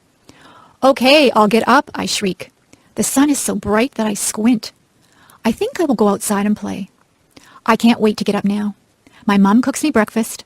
I have eggs, bacon, toast, and orange juice. When I finish my breakfast, I brush my teeth, comb my hair, wash my face, and then change into my play clothes. I choose a bright pink and yellow tank top with jean shorts and blue sandals. My bike is in the garage where my dad keeps the cars and tools. As I pedal, my hair flies out behind me. I keep my mouth shut so that bugs don't get in. I am going down a big hill now. I can hardly pedal anymore. My legs are moving so fast. I hang onto my handlebars tightly. I don't want to fall off. I finally am able to slow down as the road becomes level. I turn a corner and decide to go back home. I realize I now have to ride up the hill. I know I will be tired when I get to the top. I think that I will have some water now before I start to go up. It tastes great. It is so clean and cold. Well, I know that I have a big trip ahead of me, so I need to get going. Bye-bye. The wedding. We went into the church and sat down. There were pretty flowers at the front. There was beautiful organ music playing. The church was full of people dressed up nicely. Everyone was waiting to see the beautiful bride walk up the aisle. A hush, an intake of breath. There she was. Oh, she was so beautiful. She had a lovely long white dress with pretty lace and beads. Her hair was swept up off from her face. There were curls flowing down her back. Instead of a veil, she had little flowers in her hair. Her bouquet of tiny flowers was very, very pretty. Her dad looked very proud of her. He looked just a little sad, too. At the front of the church, the groom stood waiting. He had a beautiful, tender smile on his face. He took his bride's hand as her dad left her there. They smiled at each other. The minister read, prayed, and offered some words of advice to the lovely couple. Someone sang a pretty song. The groom slipped the simple wedding band on the bride's finger. She struggled a little to put a band on his finger. Pretty soon the minister said they were now husband and wife. They kissed. We all stood as they walked down the aisle to live the rest of their lives together as Mr. and Mrs. We cried. The perfect place. There is a place in my mind that is pure. Everything there is beautiful. Many flowers grow, and the grass is very green. The clouds are always white and fluffy. The tree's branches sweep the earth floor. You can hear the sound of a waterfall. It is roaring with life, and the water races.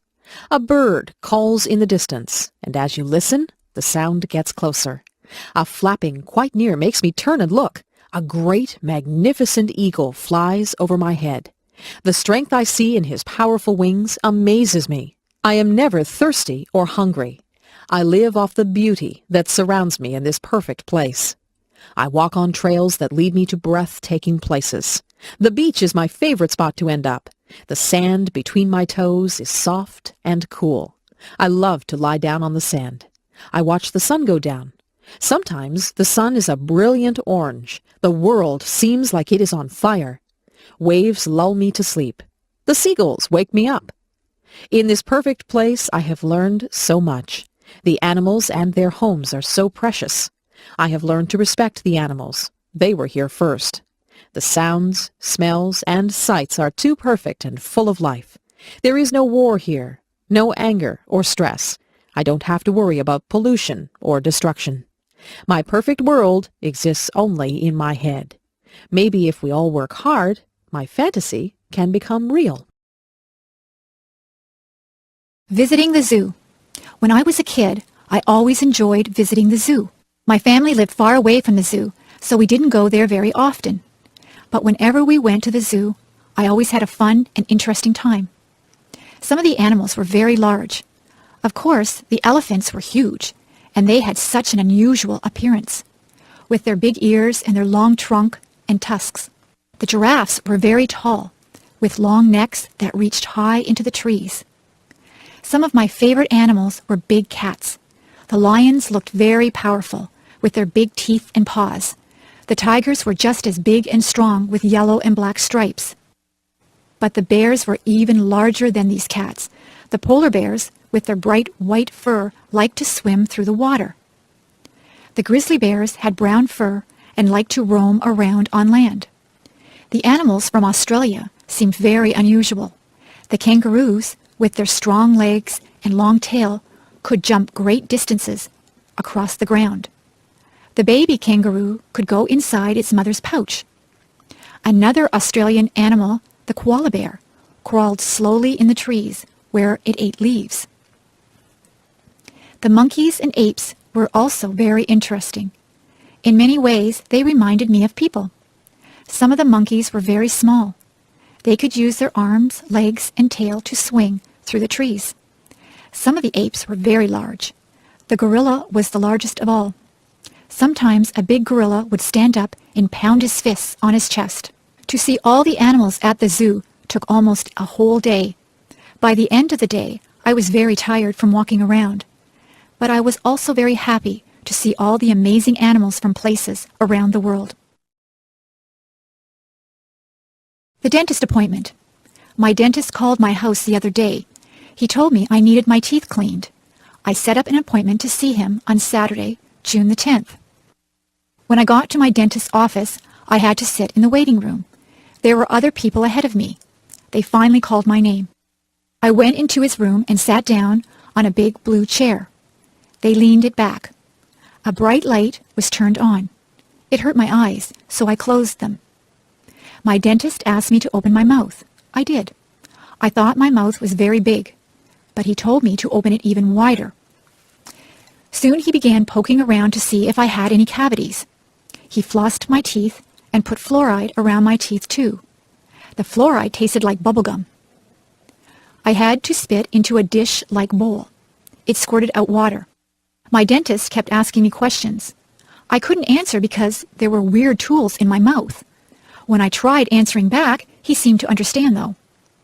His helper came into the room. She asked me to open my mouth again. I had to clamp down on something that felt like rubber. She put a big camera-type machine right next to my cheek. She did this on the other side of my face as well. They took 2 pictures of my teeth. It was really cool. The dentist told me my teeth were perfect. I didn't have any problems. I could go home. See you next year, he said. Daydream. Little Annie was very bored one lazy afternoon. She had nothing to do. She had already played with her brothers in the sandbox and had tea with them and her dollies, too. She had baked chocolate chip cookies with her mom and even tasted one. They were very good, she thought. Now Annie was trying to figure out what else she could do to pass the day away. Little Annie decided that she would go to her favorite spot in the world, the green, grassy field full of daisies beneath the great oak tree. She took a red and white blanket with her. She laid it down on the ground, and then she lay down on it. She lay there looking at the clouds, fluffy and white. She saw bunnies, huge gray elephants, and scary-looking crocodiles. Soon little Annie was drifting in and out of clouds and reality. The clouds started dancing with her, begging her to come and play. She got up from her blanket and joined the clouds. They flew over rooftops of all of the village people, swam with the fish in the lake, and said hello to all of the birds that they passed by. Little Annie was having so much fun. The clouds had formed into a chariot, so little Annie could drive if she wanted to. She drove over a rainbow that was bright in the sky. Then she shot through the branches of her friend's spruce tree. Annie suddenly came to a stop. Hearing someone call her name, Annie looked around. She blinked once, twice, and finally everything came into focus. Her brother was tugging at her leg, wondering why she was staring into outer space with a big grin on her face. "Oh," little Annie said, not really knowing that she had been sitting there all along. My friend in the next office. When I started my job a year ago at the university, I did not know my way around. I did not know where to find anything. I had a million questions. But Diane in the next office took me on a tour showing me the places to eat, the library, the lecture rooms, where to get a picture ID card, how to get from one building to another. When I had a question, I asked Diane how to use the telephone, where to make copies, where to print with my computer, the location of my mailbox. She teaches as I do. We both spend a lot of time helping students and answering their questions. She giggles a lot. I hear her laugh with her students. Sometimes she asks my advice about her work or about a problem, and I ask her advice. Sometimes she comes into my office and says, "I am really angry. Can I whine to you?" Then she talks about a problem, and I listen. And then she returns cheerfully to her office. Sometimes I go into her office and say, "I'm upset about something that happened. Can I come in for a minute?" Then I grumble to her, and she listens, and then I go back cheerfully to my office. Each of us feels better when we have shared our problems. Then they are no longer problems. Diane is shy in a group of people. She is quiet and does not start a conversation. Everyone around her talks, and she listens. On Friday afternoons, she makes popcorn for everyone. We all sit in the staff room and eat microwaved popcorn and drink tea and talk. We start to relax for the weekend and talk about our plans. She is a good friend. She helps my students when I am not there. She wishes me good luck when I go to a lecture. I am very glad that she can be my friend in the office beside mine. The musician. There once was a little girl named Rain Angel. She loved to sit at the piano and play. Rain Angel was a very gifted girl. She had a voice that gave people shivers, and she loved to sing. As Rain got older, she continued to love music. Rain became involved in the choirs and bands at her high school. She loved performing in front of people. She couldn't help but feel the sense of power she had when she was up on stage, and there was always loud clapping when she finished a song. Rain soon went out on her own and looked for someone that could help her become famous. Rain wanted to share her talent with the world. She felt that her special talent for music helped people feel good. Rain went out into the big world, and she did very well. She was always performing her best, and someone finally noticed her. Her new agent helped her to make her first album. Rain became famous because she never quit trying. Rain loved her new way of life. She continued singing and playing her piano. She was even taught how to write her own music. Rain Angel had always dreamed of becoming a celebrity. She always remembered her friends and family when she was famous because they had always believed in her. Rain Angel strove for a faraway place, and it became her reality. She always believed that what she wanted to become was her choice. She believed that if you have the strength and determination, you can make your dreams come true. The circus. Wow! A big tent was in the middle of the town's parking lot. We were going to a 3-ring circus. I couldn't wait for it to begin. Inside and outside of the tent, toys, balloons, and food were being sold. All of the children were so very excited. Inside the tent, we found good seats so we could see everything. The band started to play loud music, and the ringmaster came out with a big tall hat on his head. In one ring, there were small animals, dogs, monkeys, and parrots doing tricks. The dogs were dressed in funny clothes, and so were the monkeys. They rode on bicycles, danced, and climbed ladders. There were wild tigers and lions in a big round wire cage. A man with a whip was inside the cage with them. He had them trained to jump through a hoop of fire and to roll over. He even kissed them. He was very brave. During the break in the middle of the circus, funny clowns came out and did silly things. They had happy faces and sad faces. Some had big red noses that honked if you squeezed them. There were rides on elephants, too. I didn't go on one because it cost too much money. The last act took up the whole tent. It was the acrobats. They hung from their teeth, their feet, and their necks high up in the air. They also swung high up in the air and flew to each other. It's kind of scary to watch because I was afraid they might fall. I had a very good time at the circus. However, my tummy felt kind of sick from all the cotton candy and junk food I ate.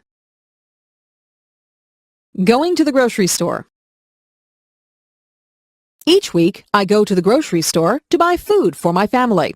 I get a shopping cart from the front of the store, and I push the cart all around the store. The cart is large, but when I am finished shopping, the cart is nearly full. The grocery store is also called a supermarket. When I go shopping, I start out in the produce section of the supermarket. The produce section is where the fresh fruits and vegetables are kept. I like to buy different kinds of fruit, such as apples, oranges, and bananas. The vegetables that I often buy are carrots, peas, and corn. I also buy tomatoes when they are bright red in color.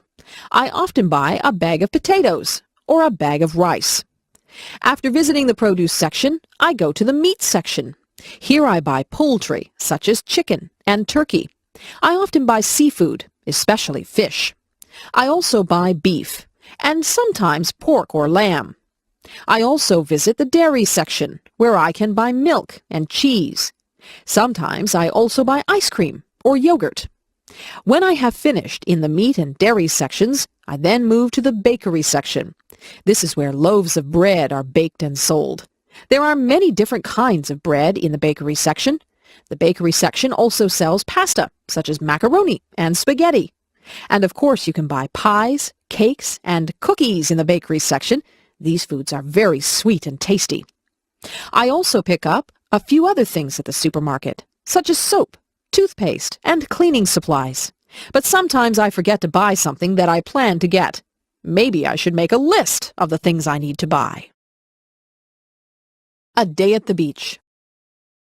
When the hot summer weather arrives, many people like to cool off by visiting the beach.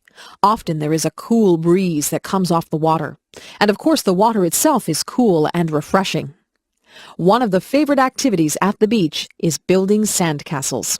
Children use small shovels and pails to move the sand. They can build small forts and castles by carefully forming and shaping the sand. Building sandcastles is a lot of fun, but you shouldn't build them too close to the water. A wave might come and wash your sandcastle away. There are also many games that people like to play at the beach. Some people play catch with a small plastic disc called a frisbee. The frisbee glides smoothly through the air. Other people like to play beach volleyball in the soft sand.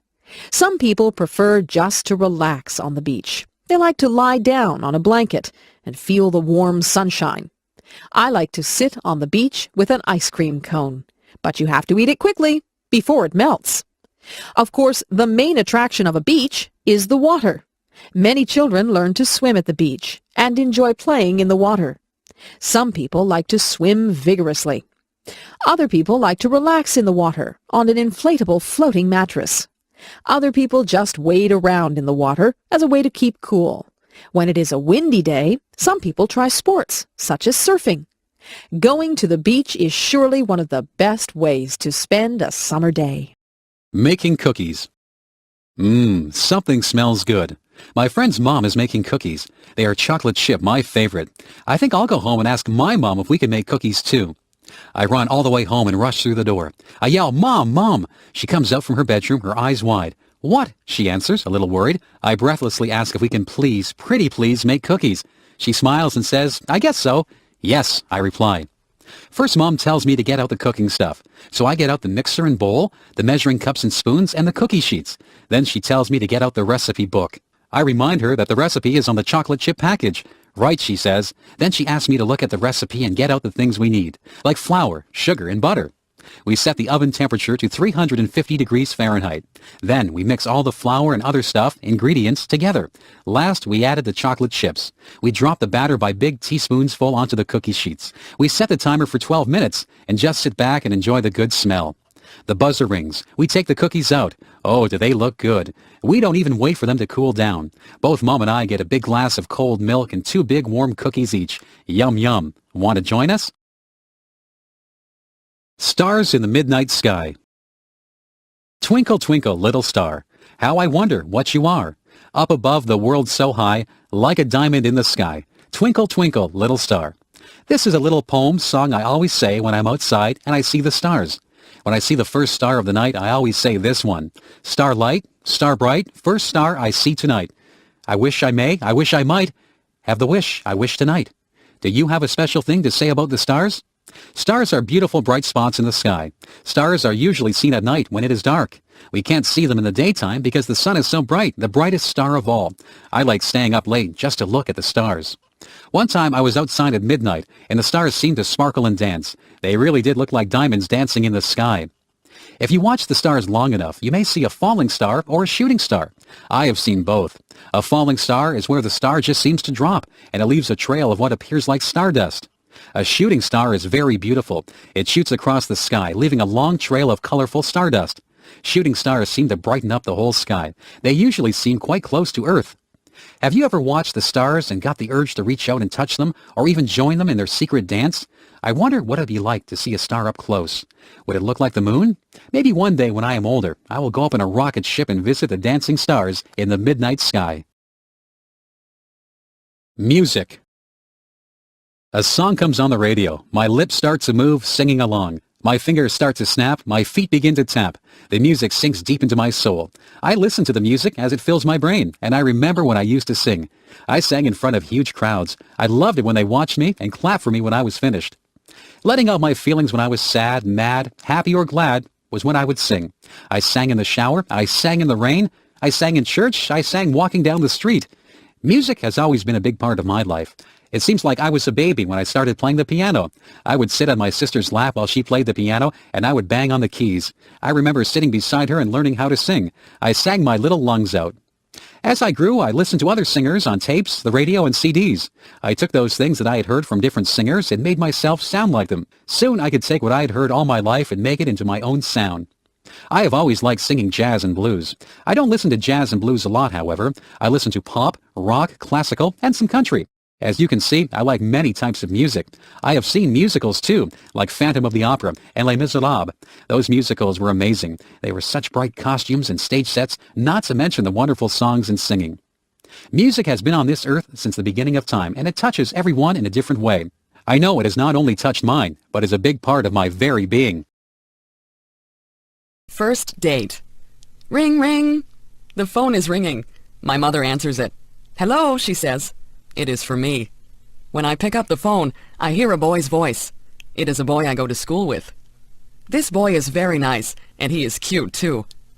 He asks me if I want to go out for dinner with him tonight. I say yes. He's going to pick me up at 5:30 p.m. in the evening. He has a nice red car. Before he picks me up, I have to find an outfit to wear. I am nervous and don't know what to wear. So my sister picks out an outfit for me. I feel excited and have the sensation of butterflies in my stomach. The inside of my hands are damp, too. I put on my outfit and do my hair. My sister gives me some nice clips to put in my hair. Ding dong! The doorbell buzzes. My date is here. I hurry to the door so I can greet him. He tells me that I look nice and that we are going to a place called MT Belly's. When we arrive at MT Belly's, there is loud music playing. A smiling waitress comes who serves us our food. I order a large Caesar salad. My date orders steak. When it arrives, the food looks and is delicious. The waitress asks us if we want dessert after we've finished, but we are too full. So we ask for our bill to pay. My date pays for the meal. I brought money just in case we would share the cost. When we leave the restaurant, we go for a walk by the river. It is a beautiful night. I am enjoying my first date. I am laughing and having fun. It is time for us to go home, so my date takes me home. I smile and thank him for the great time. I hope he'll ask me out again. University. It's time to sign up for school. This year, Natalie is going to Brock University. She has never been to university before. She is a little bit scared. She hopes she meets nice new friends. Natalie stood in line to get her picture taken.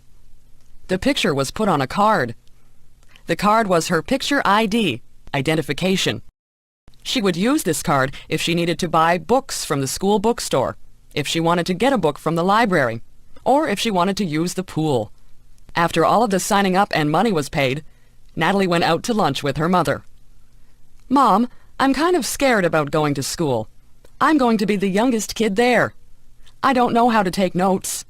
The teachers might be mean." Natalie rambled on.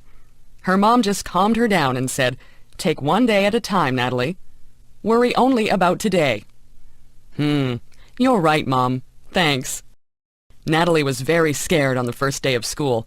She made sure she had all of the books she needed and lots of pens, pencils, and erasers. She walked into the front of the building and went on her way to try and find her classroom.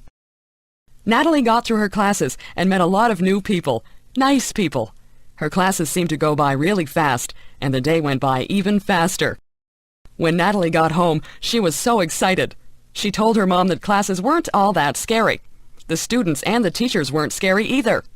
Natalie knew that the schoolwork would be hard, but she felt good about the people she had met that day. She knew she'd have a good year. School dance. It is the first school dance that I have ever been to. All of the boys are standing on one side of the gymnasium, and all of the girls are on the other side. There is loud music playing, and I can hardly hear my friends talking. The music is going fast, and some people are starting to move to the beat of the song. Soon all the girls are dancing, but the boys are still standing against the wall. Then the song ends, and slow music comes on. I don't know what to do, so I just go and stand against the wall. Then one of the boys in my class comes over and asks me if I would like to dance to the slow song. I really feel awkward and nervous, but say yes. We go out into the middle of the gym, and he puts his hands on my waist, and I put my hands on his shoulders. We start to move to the music, and we step on each other's feet. He is bigger than me, so my toe starts to hurt a little bit. As we continue to slow dance, more boys and girls come to the middle of the gym to dance together. It sure is funny to watch people dance because they are stepping on each other's toes and bumping into each other and turning in opposite directions. Soon the song ends, and the boys go to one side of the gym again. The girls decide that they want to dance to a fast song, so they stay in the middle of the gym and dance with one another. Our teachers are making sure that we are behaving because they are watching us. I wonder if they want to dance. They probably are remembering their first school dance. I wonder if someday I'll be grown up, just like the teachers, and laughing at the memories of my first school dance. I sure hope so. Health. Our health is very important to us. People can have good jobs, money, or good looks. However, if they become sick, those things don't mean a thing. It is wonderful to feel good. Feeling good isn't just about our body. It is also about our mind and spirit. We need to feel good in every area of our life. One of the things we can do to be healthy is to get enough sleep. If we don't sleep well, or enough, it hurts our body. It is during sleep that our body restores itself. Everybody knows we should also eat good foods. We need milk products, meats, fruits, and vegetables, and breads and cereals. We shouldn't eat too much fat or sugar things either. Of course, we just shouldn't eat too much at all. Another thing that is very important is water. Most people... And we need to keep that replaced with good water, often. Exercise is very good for both our body and mind. It is good for our heart, lungs, muscles, and bones. It gets oxygen to our brain to help us think better. It can help us be smarter. Doing things that we believe are right and good gives us peace inside. It makes us nicer people and is good for our spirit. When we do what we know is right, it helps to reduce stress, which isn't good for any part of us. When we take care of our body, mind, and spirit, we feel good all over and inside too. What a beautiful world this would be if we could all work at doing these things for ourselves and also trying to be a help to others. Halloween. Ghosts, goblins, witches, princes and princesses, kings, queens, skeletons. So many of these things are walking down my street. Oh no! They are coming to my door. The doorbell chimes, and I slowly open the door. There, standing on my front porch, is a little ghost and a cute little witch. They hold up a bag and say, "Trick or treat." I put candy into their bags, and they smile and say, "Thank you." Every October 31st is Halloween. That is when children dress up as different things. Not just funny people, but things like animals or fruits or vegetables. They go from door to door and get different candies or little toys from the people in the houses. Some children, who are not very nice, will do naughty things to houses where people are not home, like throwing eggs at their windows. I think that is bad. Sometimes people decorate their houses for this day. Some of the houses can be pretty scary. They'll have scary noises coming from a tape recorder, too. However, it's only for a few days out of the year, so we may as well have fun with it. This year my brother is dressing up as a skeleton, and I'm dressing up as a bride.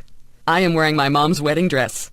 It is fun dressing up in costumes and putting on lots of makeup. Sometimes our friends don't even know who we really are. The best part of Halloween is the candy, of course. I once got an entire garbage bag full of candy. My mom and dad took it away because I was eating too much. Mom gave me a piece of candy every day, though. If you eat too much candy, you can get a stomach ache. You need to remember to brush your teeth often, too, so you don't get cavities. Still, that candy sure does taste good. Well, it's time to go trick-or-treating, so off I go, door to door, getting yummy candy and hearing people say, "Oh, aren't you pretty?"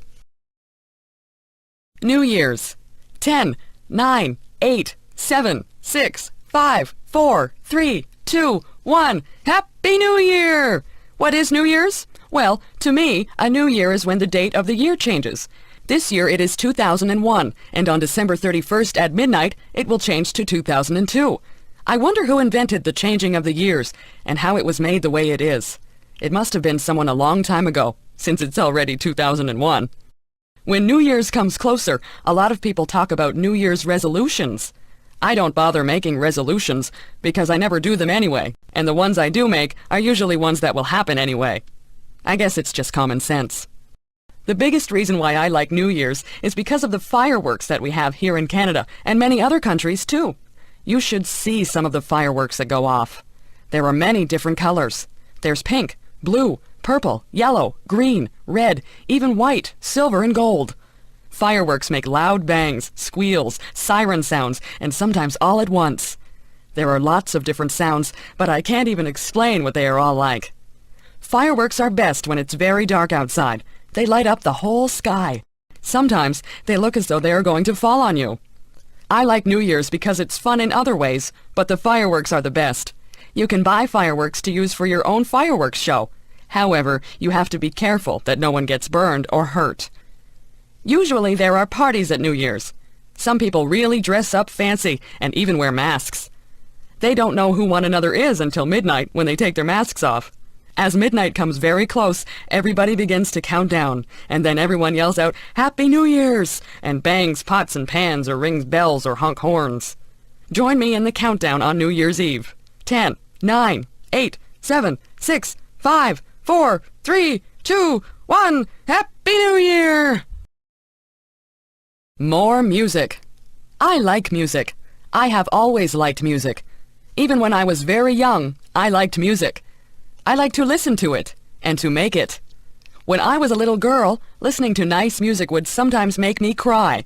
That may seem silly, but the music was so pretty that I cried. As I grew older, I started to take piano lessons. I was not very good at first, but after a while, I got better. Also, as I grew older, I started to take violin lessons. I did not sound very good at all at first, but I improved. When I was a teenager in high school, I made sure I had music classes every year. Those were the classes I enjoyed most of all. Everyone loved music, and we had a lot of fun. I started to take private singing lessons while I was in high school, too.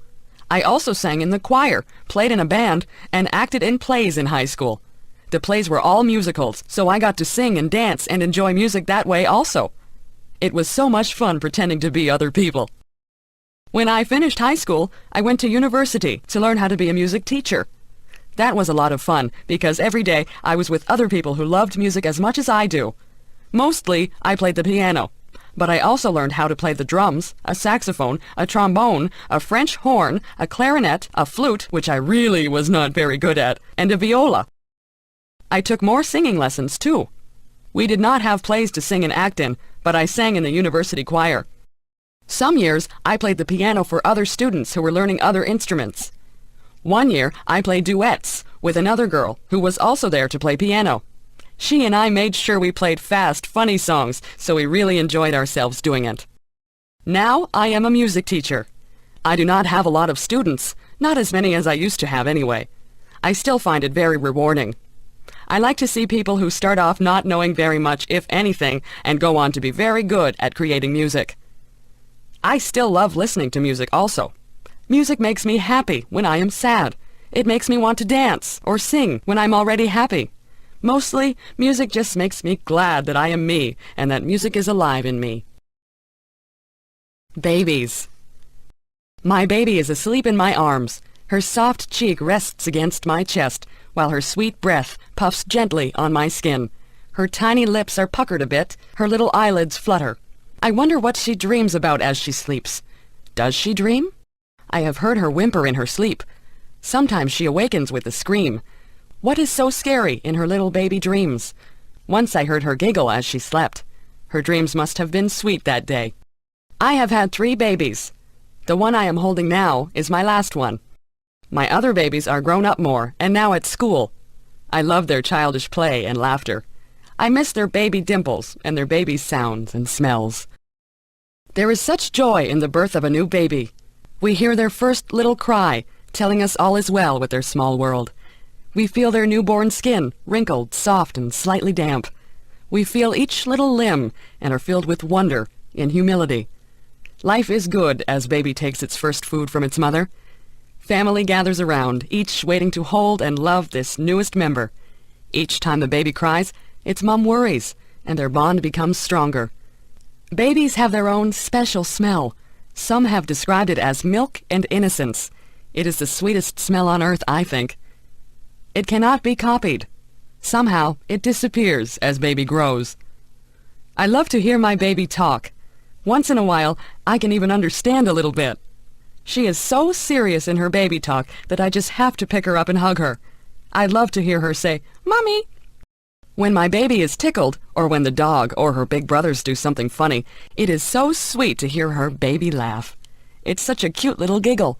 Sometimes she laughs so hard, her face turns red, tears come to her eyes, and she falls down weak with the laughter.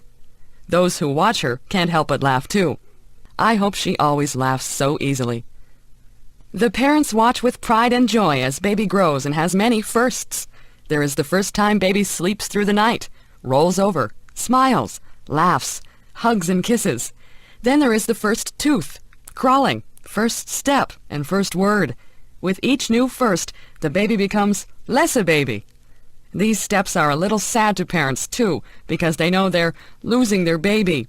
However, to a mother, even an adult child is still her baby. My baby is not perfect. Sometimes she gets mad or whines for no reason.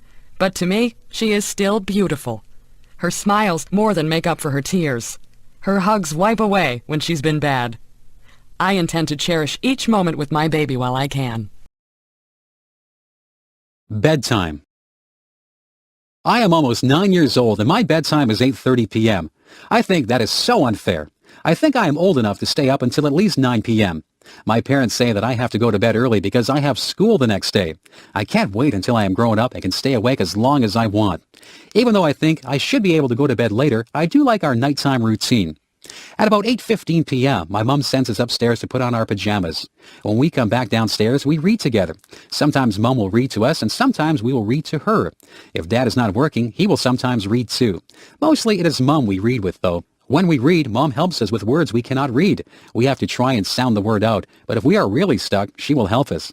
If we come to a place in our reading where we do not understand the meaning of what was written, we stop reading and look at Mom. She will tell us what it means or help us figure it out on our own. After we are finished reading, we say goodnight to everyone in the house. First, we say goodnight to Mom and give her a hug and a kiss. Then we do the same for Dad, then our little sister, and then our dog. Afterwards, we go upstairs and brush our teeth. I have to do special stretching exercises for the muscles in my chest and legs, or I get pains when I run and play. I do my stretching before I get into bed. After my exercises, either my brother or I turn off the lights. We share a bedroom, so we take turns turning the light off. Before we get into bed, we say our prayers. After we get into our beds, my brother and I talk to each other for a long time. We tell each other about our day or about what we hope will happen in the future, about our friends and all sorts of other important things. After a while, we get so tired we just fall asleep in the middle of talking.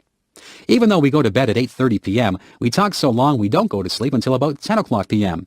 I still do not know why I have to go to bed so early when I'm not even tired. Why do I like mathematics? Sometimes there is a problem in life that has no answer. Perhaps a child has trouble learning. Perhaps someone becomes ill. Perhaps there was love, but now there is conflict. These problems are hard to solve. There is no single answer.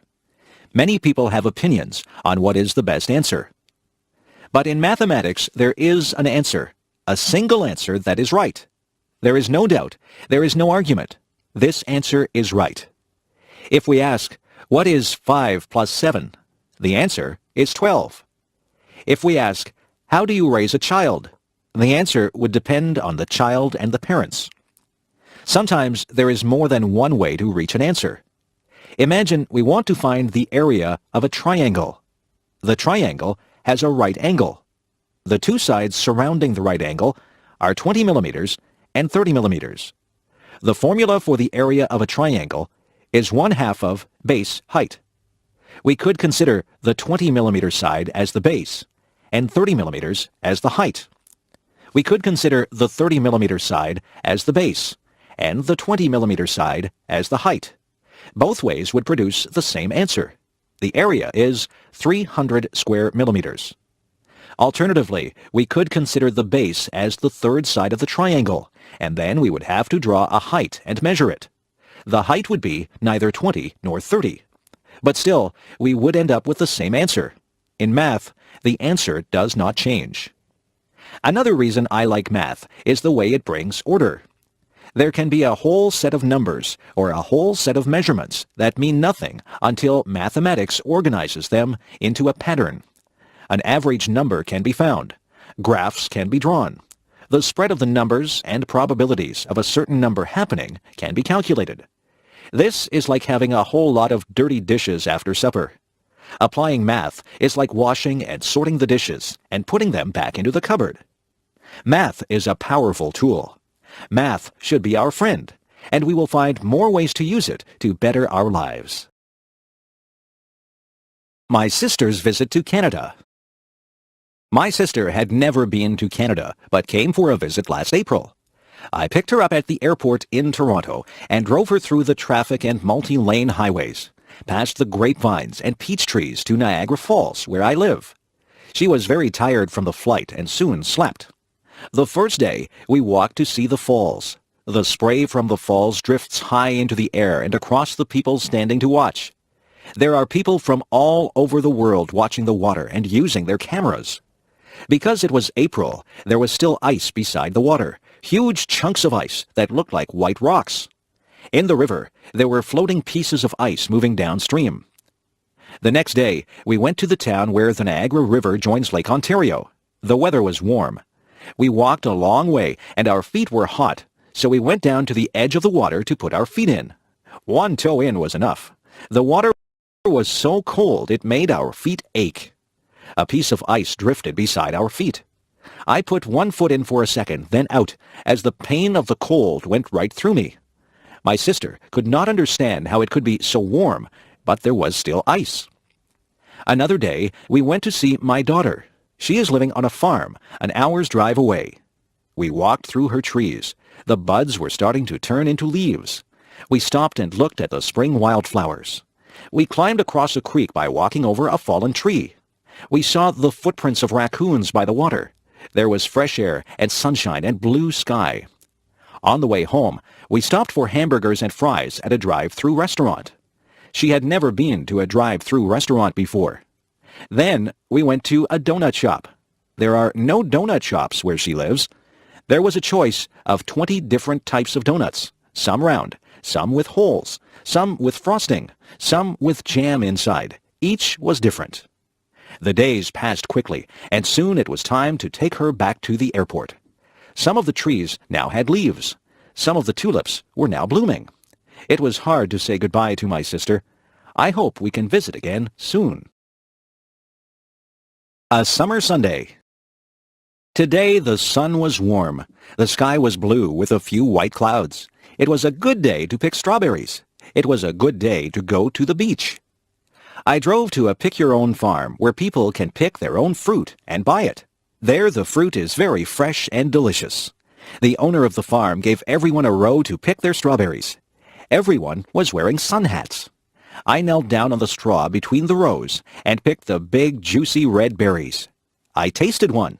It was warm from the sun. When I bit into it, the juice was sweet and strong.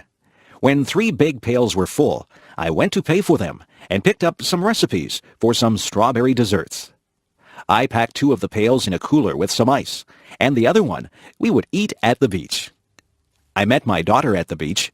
She had a soft pink blanket on the sand. This beach is beside a lake, and across the lake, about 50 kilometers away, the large city can sometimes be seen. Today, the wind blew cooler air across the lake over the people on the beach. There were children playing in the water. One man helped his son dig holes in the sand, and the water ran into the holes. One lady held her children's hands and walked down into the water. Families climbed over the rocks and sat on the last rock where the water was deep. Teenagers rode bicycles and rollerblades along the path beside the beach. Adults walked and ran along this path, carrying water bottles around their waists. We sat on the blanket and ate sandwiches of meat and lettuce and strawberries from the pail. We talked and read books and lay in the sun, relaxing. We wore sunscreen, but our skin was getting hot. How cold was the water? We walked across the sand that almost burned our feet to the edge of the water. She went right in and lay down floating. I put my toes in and felt the chill through my body. I went up to my knees, then my thighs, but that was far enough. My whole body was cooled down. I headed back to the blanket to lay in the sun again. Soon it was time to go home. She was coming to my house for supper. We drove down the highway with the windows open and our hair blowing in the warm breeze. We cut the strawberries up and made a strawberry dessert with cake and ice cream. We sat outside in the backyard under the maple trees with the birds singing around us and ate our supper. It was a perfect ending to a relaxing summer day. My parents. My parents live in England and I live in Canada. I don't see them often. They used to come and visit on a plane, and we would pick them up at Toronto Airport. But now they are older and say the flight is too long for them. I went to visit them last year with my son, their grandson. They live by the ocean, and we could hear the sound of the waves through the bedroom window and see the blue water of the English Channel. There is an island with a castle on top in the bay. We walked many times on the beach and picked up pebbles and feathers. We visited the island and walked up the steep hill to the castle. My mother likes to cook. She makes delicious cakes and pies. We went for a hike and picked wild blackberries. She made them into a pie that smelled so good coming out of the oven and tasted so good on our plates. She has many cookbooks with recipes from all over the world and likes to try new things. She can make pastry very easily and rolls it with a rolling pin quickly. When I tried to make pastry, it sticks to the rolling pin. It has holes at the bottom of the pie and it tastes like a rock. Her pastry is crisp and tender. My father likes to garden. He grows lettuce, carrots, potatoes, tomatoes, cucumbers, and many flowers. When my mother was very ill last year, she had to stay in bed. He planted roses outside her bedroom window so she could open the curtains and see them.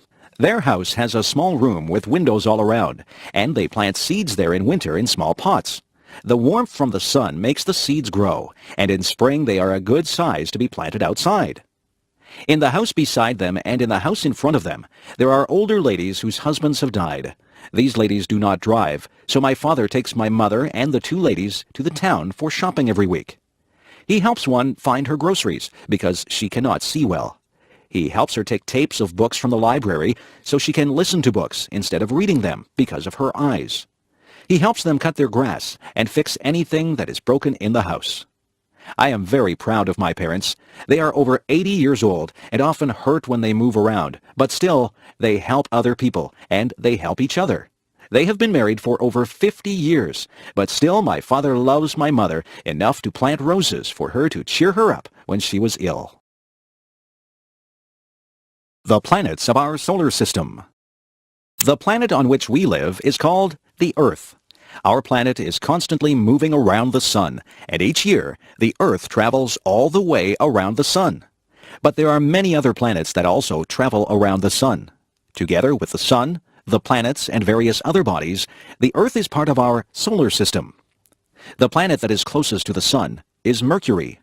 Mercury is extremely hot, and it is much smaller than the Earth.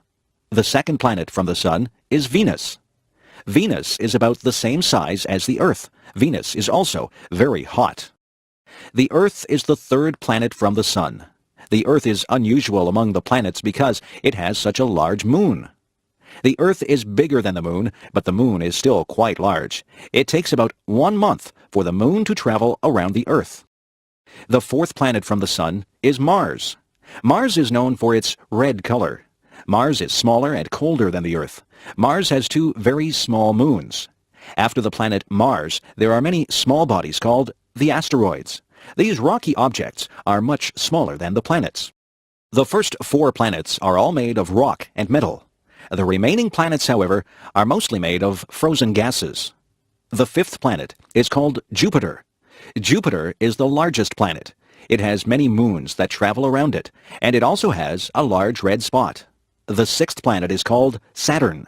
Saturn is the second largest planet, and it is famous for the wide rings that surround it. These rings are made up of many smaller objects that are found in the same area. The 7th planet is called Uranus. The 8th planet is called Neptune. These planets are also gas giants, but they are smaller than Jupiter and Saturn. Both Uranus and Neptune are so far from the Sun that scientists only discovered these planets during the past few hundred years using telescopes. The other planets had all been visible to curious people for many thousands of years. The 9th planet is called Pluto. Pluto is very small, and it is much more rocky than the gas giants. Some scientists believe that Pluto is not really a planet at all. They suggest that Pluto is the largest of many asteroids that are found at the edge of the solar system. The solar system is a vast place. So far, people have not traveled beyond the Moon, but perhaps someday human astronauts will visit the other planets of our solar system. Learning to drive. Each year, many young people learn to drive a car. For many people, learning to drive is important because the car is an important method of transportation in many places. Before learning to drive a car, it is important to understand the rules of the road. A beginning driver should already understand the many signs that are found along the roads. Also, the student driver should know the many rules about changing lanes, turning, stopping, and many other aspects of driving. In addition, the driver should be familiar with the way the car is operated. It is important to know how to use the lights, signals, brakes, accelerator, and steering wheel. When a person starts learning to drive, it may take some time to become skillful. It takes some practice to become an expert in driving a car. One must become familiar with steering, speeding up, and slowing down. At first, it is good to practice driving in a large open space, such as an empty parking lot. Here, one can practice without being a danger to anyone. When a person gains some skill in driving, it is then safe enough to practice driving on a road. Of course, a student driver must still be very careful. He or she should always have an expert driver in the car with him or her. Many beginning drivers take driving lessons from professional instructors who can teach safe driving techniques. Eventually, the young driver is ready for a driving test, which is needed to obtain a regular driver's license. This test is supervised by a government official. In the driving test, the driver must show that he or she can control the car with great skill by being able to make turns and to park the car in small spaces. But he or she must also show respect for the rules of the road by driving at a proper speed and obeying all traffic signs and signals. Of course, even when one has obtained a driver's license, it is always important to drive carefully and responsibly. Snow. Snow is the white substance that falls to the ground during cold weather conditions. Each tiny piece of snow, called a snowflake, is a very small amount of water that has frozen into an unusual shape. During the winter months, huge numbers of snowflakes fall to the ground, covering the land in a white blanket of snow. In many parts of the world, people never see any snow. Snow only falls when there is moisture in the air, and when the temperature falls below the freezing point of water, which is 0 degrees Celsius. During the winter, snow falls instead of rain. One advantage of snow is that it allows many fun outdoor activities.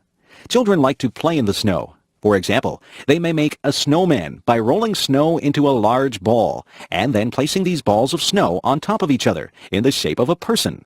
Another fun activity in the snow is skiing. Skis are very long, thin, flat pieces of hard material that one wears on one's feet. Wearing skis allows a person to slide along the surface of the snow. People can ski down the side of a hill, traveling at great speeds. Many people find the sport of downhill skiing to be very exciting.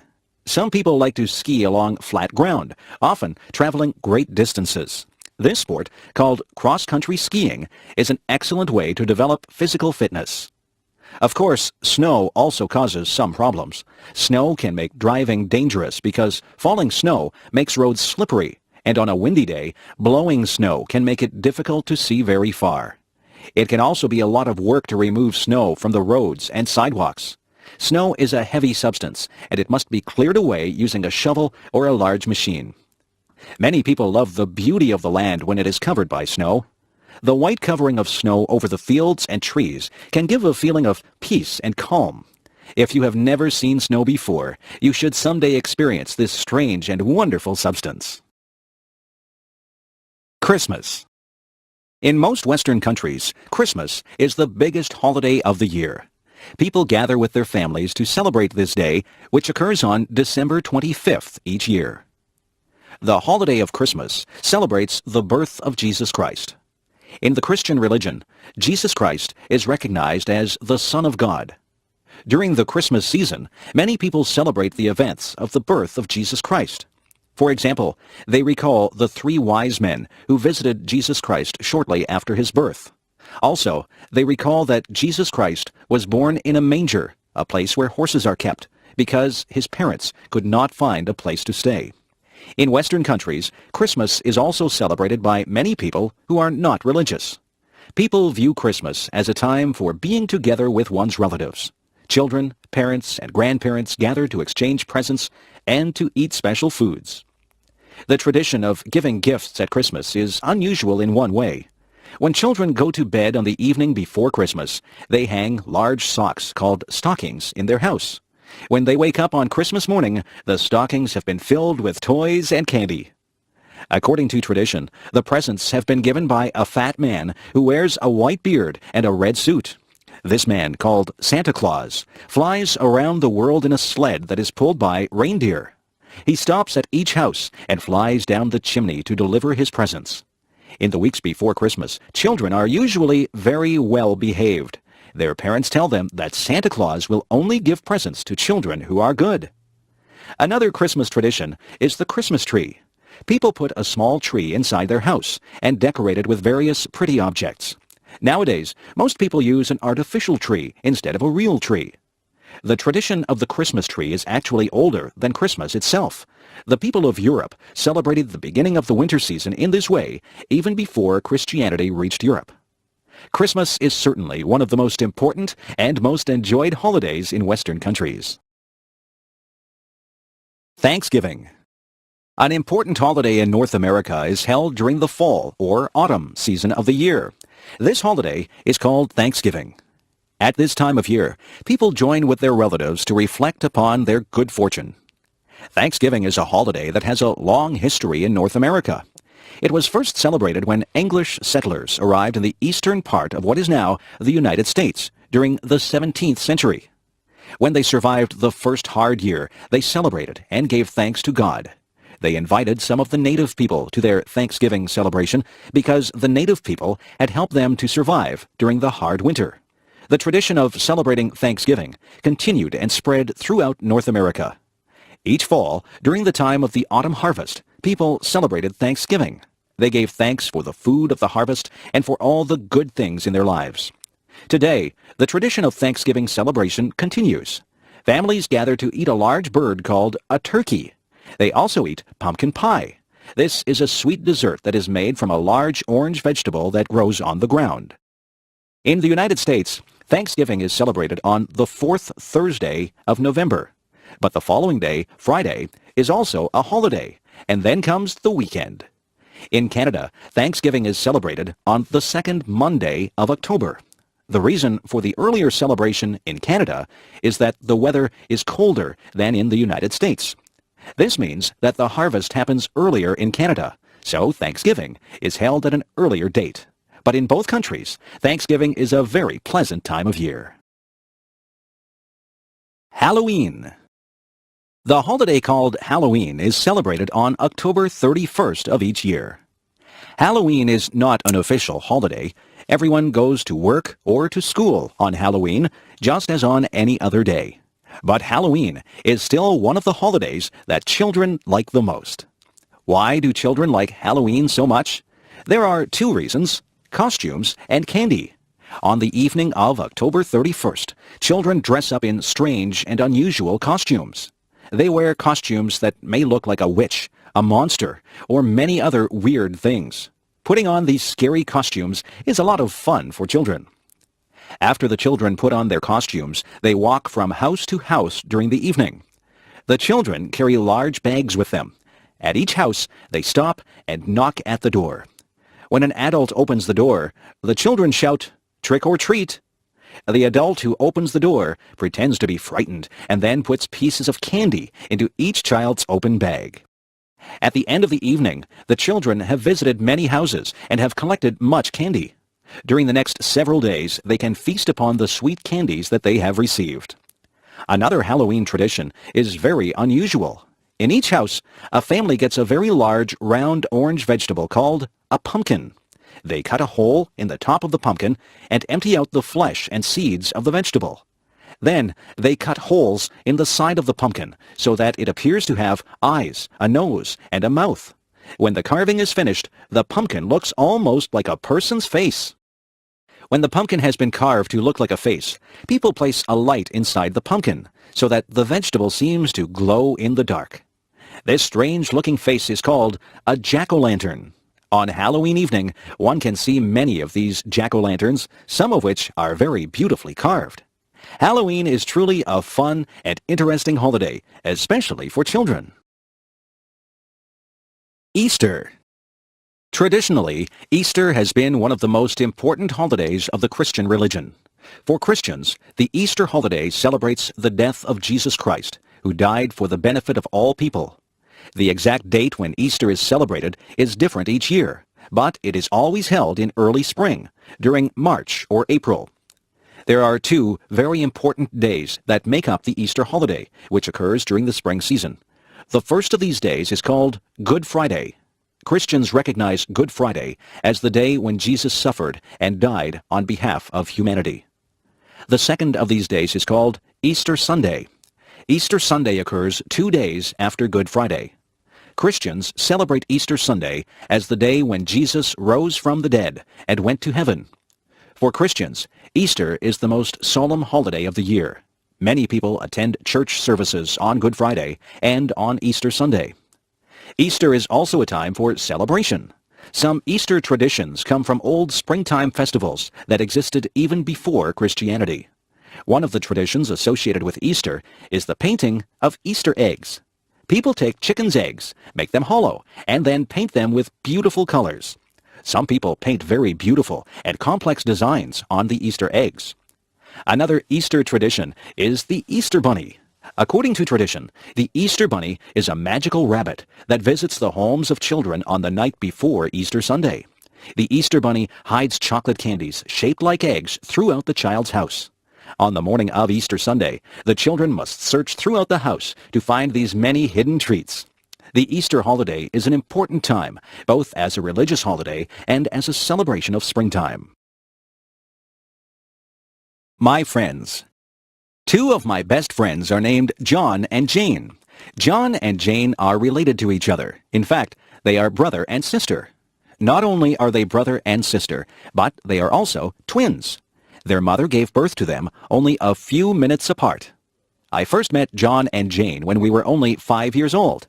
We went to kindergarten classes at the same school. Because the house where John and Jane lived was close to my family's house, I often walked to school with John and Jane. When we weren't at school, John and Jane and I often played together. Sometimes we would play sports and games. Sometimes we would play in the forest looking for birds and animals. On rainy days, we would stay inside and play with toys and dolls. On warm summer days, we would go swimming in the lake that was near the place where we lived. I often visited John and Jane at their house. On many occasions, I had lunch at their place. John and Jane's parents were very nice to me. Of course, John and Jane often visited my house, too. My parents enjoyed it when John and Jane came over for lunch. When I became older, I remained friends with John and Jane. Sometimes we would study or do our school homework together. Sometimes we worked at the same part-time jobs to make extra money. We often helped each other in various ways. Sometimes I did a favor to help John or Jane, and sometimes they did favors to help me.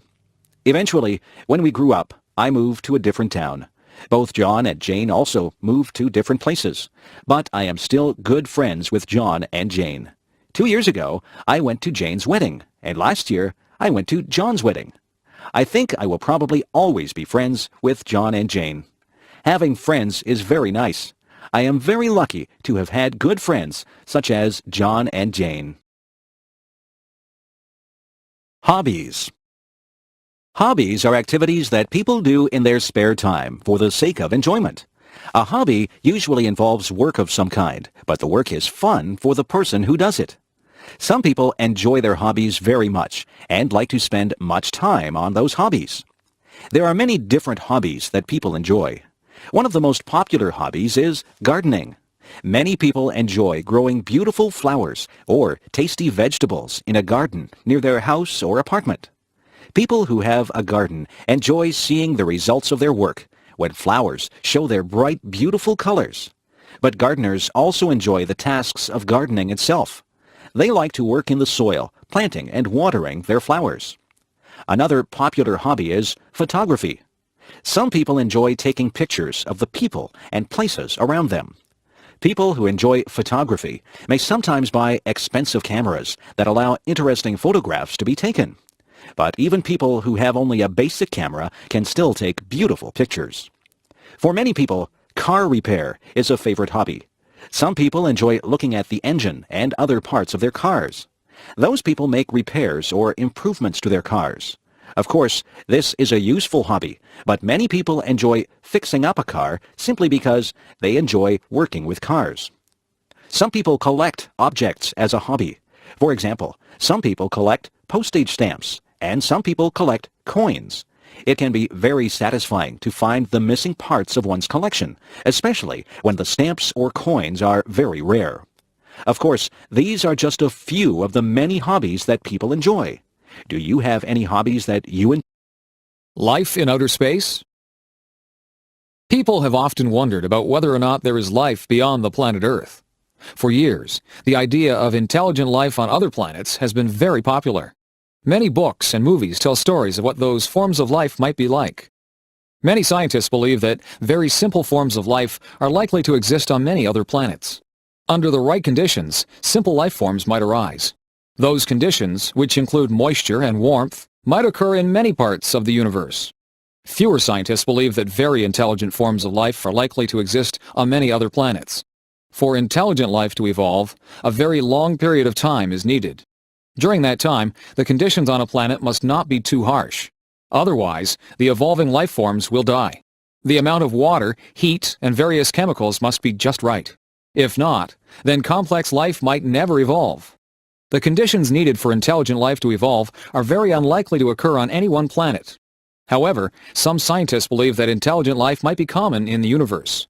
Because there are so many stars and planets in the universe, there might be a few places that have intelligent life. However, those places are probably very, very far away. Other scientists disagree. They think that the conditions needed for intelligent life are extremely rare. Because of this, our planet might be the only place that has intelligent life. So far, it is impossible to know whether or not there are intelligent beings on other planets. But even if those beings do exist, it seems very unlikely that we will ever meet them. Reading the newspaper. I often enjoy reading the newspaper. In my city, there are 3 different newspapers, and I look at different newspapers on different days. I find that each section of a newspaper has some interesting information. Most newspapers contain several sections that can be easily removed from the rest of the newspaper. The main section is found at the front of the newspaper. This section usually contains the most important news from around the world, from around the nation, and from the local area. Sometimes the main section also includes some pages that contain opinions about the news. The editors of the newspaper write an editorial opinion. Other writers provide many different opinions about current events. Also, some readers of the newspaper write letters to the editor in which they express their opinions. Another popular section of the newspaper is the sports section. This section contains information about many different sports events. The sports section provides scores and results from many games and competitions. Another section of the newspaper contains information about entertainment and the arts. The arts and entertainment section tells readers about new movies and plays. It also describes new books, music concerts, and art exhibits. Most newspapers also have a business section. This section provides information about new business deals and about the stock market. Many people read the business section of the newspaper to gain information and advice about investing their money. Finally, newspapers usually have a section for classified advertisements. This section allows people to advertise about things they want to buy or sell. It also gives notices about job openings. Reading the newspaper is surely a good way to keep informed about many different events in the world around us. Summer jobs. In North America, many young people attend high school, college, or university. But during the summer months, most of those students work at a summer job. For most students, there are no classes during the months of July and August, and sometimes none in May and June also. Having a summer job allows students to make money that they will need during the rest of the year. They need this money because it costs a lot of money to pay for university or college. Of course, students also want money to spend on things that are fun also. Many students have summer jobs that involve working with children. For example, some students work at children's camps, where they teach children various skills and games. Some students work as lifeguards at swimming pools and at beaches. Some students do heavy work in their summer jobs. For example, some students find jobs as construction workers. Other students work in factories, and some students work on farms. There are other students who find jobs mowing lawns or collecting trash. Quite a few students work in stores. Some of these students have jobs as cashiers, and some have jobs putting products on store shelves. Other students work in restaurants, as waiters, or as cooks. Other students work in offices. Some of them work as assistants for other employees. Their tasks might include typing letters, programming computers, or delivering mail. Some students enjoy their summer jobs very much, and they find those jobs to be a pleasant break from studying. Other students do not really enjoy summer jobs, but find their jobs to be a nice way to make new friends. But nearly all students who have summer jobs are pleased to have the chance to earn some extra money. Eating out. Many people enjoy the experience of going out to eat at a restaurant. It is enjoyable to eat one's favorite foods or to try some entirely new food. Going out to a restaurant is also fun because it allows a change from the usual routine of eating at home. There are many different kinds of restaurants. One popular type of restaurant is the fast food restaurant. When ordering fast food, you must first wait in line at the front of the restaurant and then order food from the counter. After paying, the food is quickly delivered and you can then take the food to a table where you can enjoy your meal. In most restaurants, you don't have to go to a counter to order your food. Instead, you are taken to a table soon after entering the restaurant. There, a waiter comes to give you a menu. You can choose your meal from the foods that are listed on the menu. After ordering, it takes some time to prepare your food. After a while, the waiter brings your meal to the table. When you are finished eating, the waiter brings the bill or check. You then pay for the meal and leave some extra money as a tip for the waiter. In some restaurants, the waiter does not bring the meal to your table. Instead, after you are taken to a table, you then go to a counter called a buffet. There you can select different types of foods, such as salads, soups, meats, breads, vegetables, and desserts. After putting the food on your plate, you return to your table. After eating, you can return to the buffet to get more food. Other restaurants can be very fancy. They may have beautiful decorations, and they may have food that is prepared by expert chefs. These restaurants may also serve fine wines with the food. Of course, these restaurants are very expensive. At these restaurants, it is often necessary to reserve a table by telephoning the restaurant in advance. Different restaurants specialize in different kinds of food. Fast food restaurants may specialize in hamburgers or chicken. Some restaurants specialize in steak or seafood. Other restaurants specialize in foods that belong to a certain nationality. For example, many restaurants specialize in Italian, Mexican, Chinese, Indian, or Thai food. Eating out at a restaurant can be a fun and tasty experience. What is your favorite kind of restaurant? Radio stations. When I drive in my car, I like to turn on the radio. By listening to the radio, I can enjoy music and learn the latest news while I am traveling from one place to another. Of course, you can also listen to the radio at home or even at work.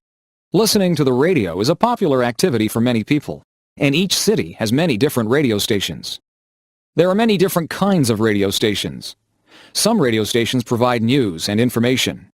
Other radio stations have a talk format, where listeners can call the radio station's experts to discuss political affairs or to ask for personal advice. Although there are many radio stations that provide news and opinions, most radio stations are mainly devoted to playing music of some kind. For example, some radio stations play the songs that are currently most popular, often called the Top 40 songs. Other radio stations specialize in particular types of music. There are some stations that play only classical music. Other radio stations mainly play jazz music. Some very popular radio stations play hard rock music. Others specialize in country music. Some people prefer radio stations that play rhythm and blues music. Still other people enjoy radio stations that specialize in soft, easy listening music. If you have a favorite kind of music, or even if you like to listen to all kinds of music, you can probably find at least one radio station that you will like. In addition to news and music, some radio stations provide other kinds of entertainment. Sometimes, a story from a book will be told over the radio. Occasionally, the words of a theatrical play may be heard on the radio. Even in the age of television and computers, the radio has remained an important source of entertainment and information. People will surely listen to the radio for a long time to come. Being a good citizen. Every society has laws that regulate the way people behave. A good citizen should obey laws. However, there is more to being a good citizen than merely obeying laws. There are many other things that people can do to make their society a pleasant one for every person. One way to be a good citizen is to be polite in everyday activities. For example, when passing through a door, a considerate person will hold the door open for a person who is close behind. Holding doors open is especially important when someone is carrying a heavy load. Being a good citizen is very important when traveling on the roads and streets. Pedestrians, bicyclists, and car drivers should all follow the rules of the road. Bicyclists should yield to pedestrians, and car drivers should yield to both bicyclists and pedestrians. Drivers should also allow other drivers to merge into their lanes. Also, drivers should avoid honking their horns except when this is necessary. A good citizen will also avoid doing things that interfere with others. For example, a considerate person does not smoke cigarettes in areas where this might irritate others. Also, a polite person avoids playing music so loudly that other people will be annoyed. And, of course, a good citizen avoids littering or making a mess. Other ways of being a good citizen involve greater effort. Some people serve their community by doing volunteer work of some kind. Other people help by donating money to a charity. Another way to serve the community is to donate blood. Blood donors are needed so that there will be enough blood available to help people who are sick or injured. Being a good citizen is very helpful for the community, and it also gives a feeling of satisfaction and pride.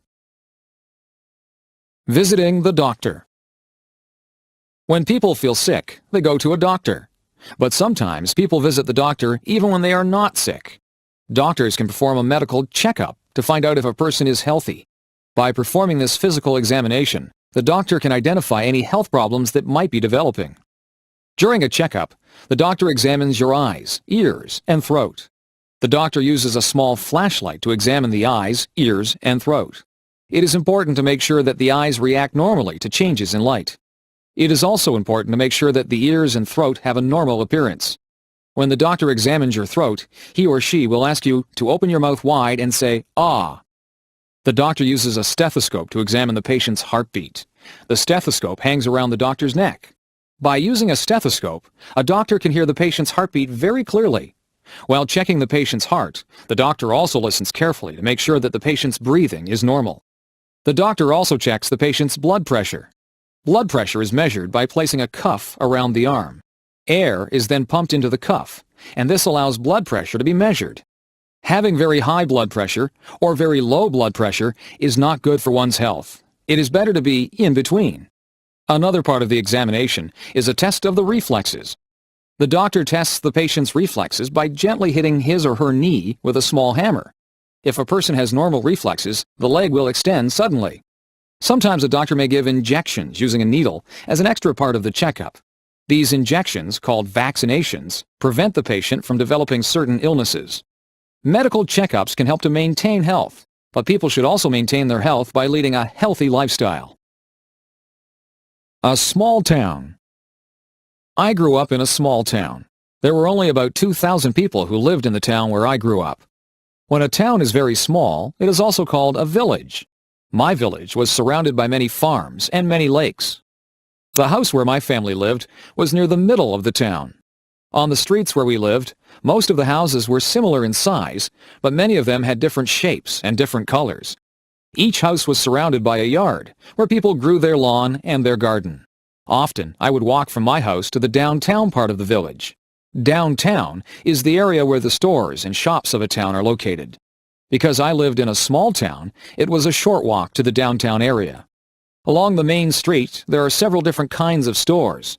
Some stores sold food, some stores sold clothing, and some stores sold hardware or building supplies.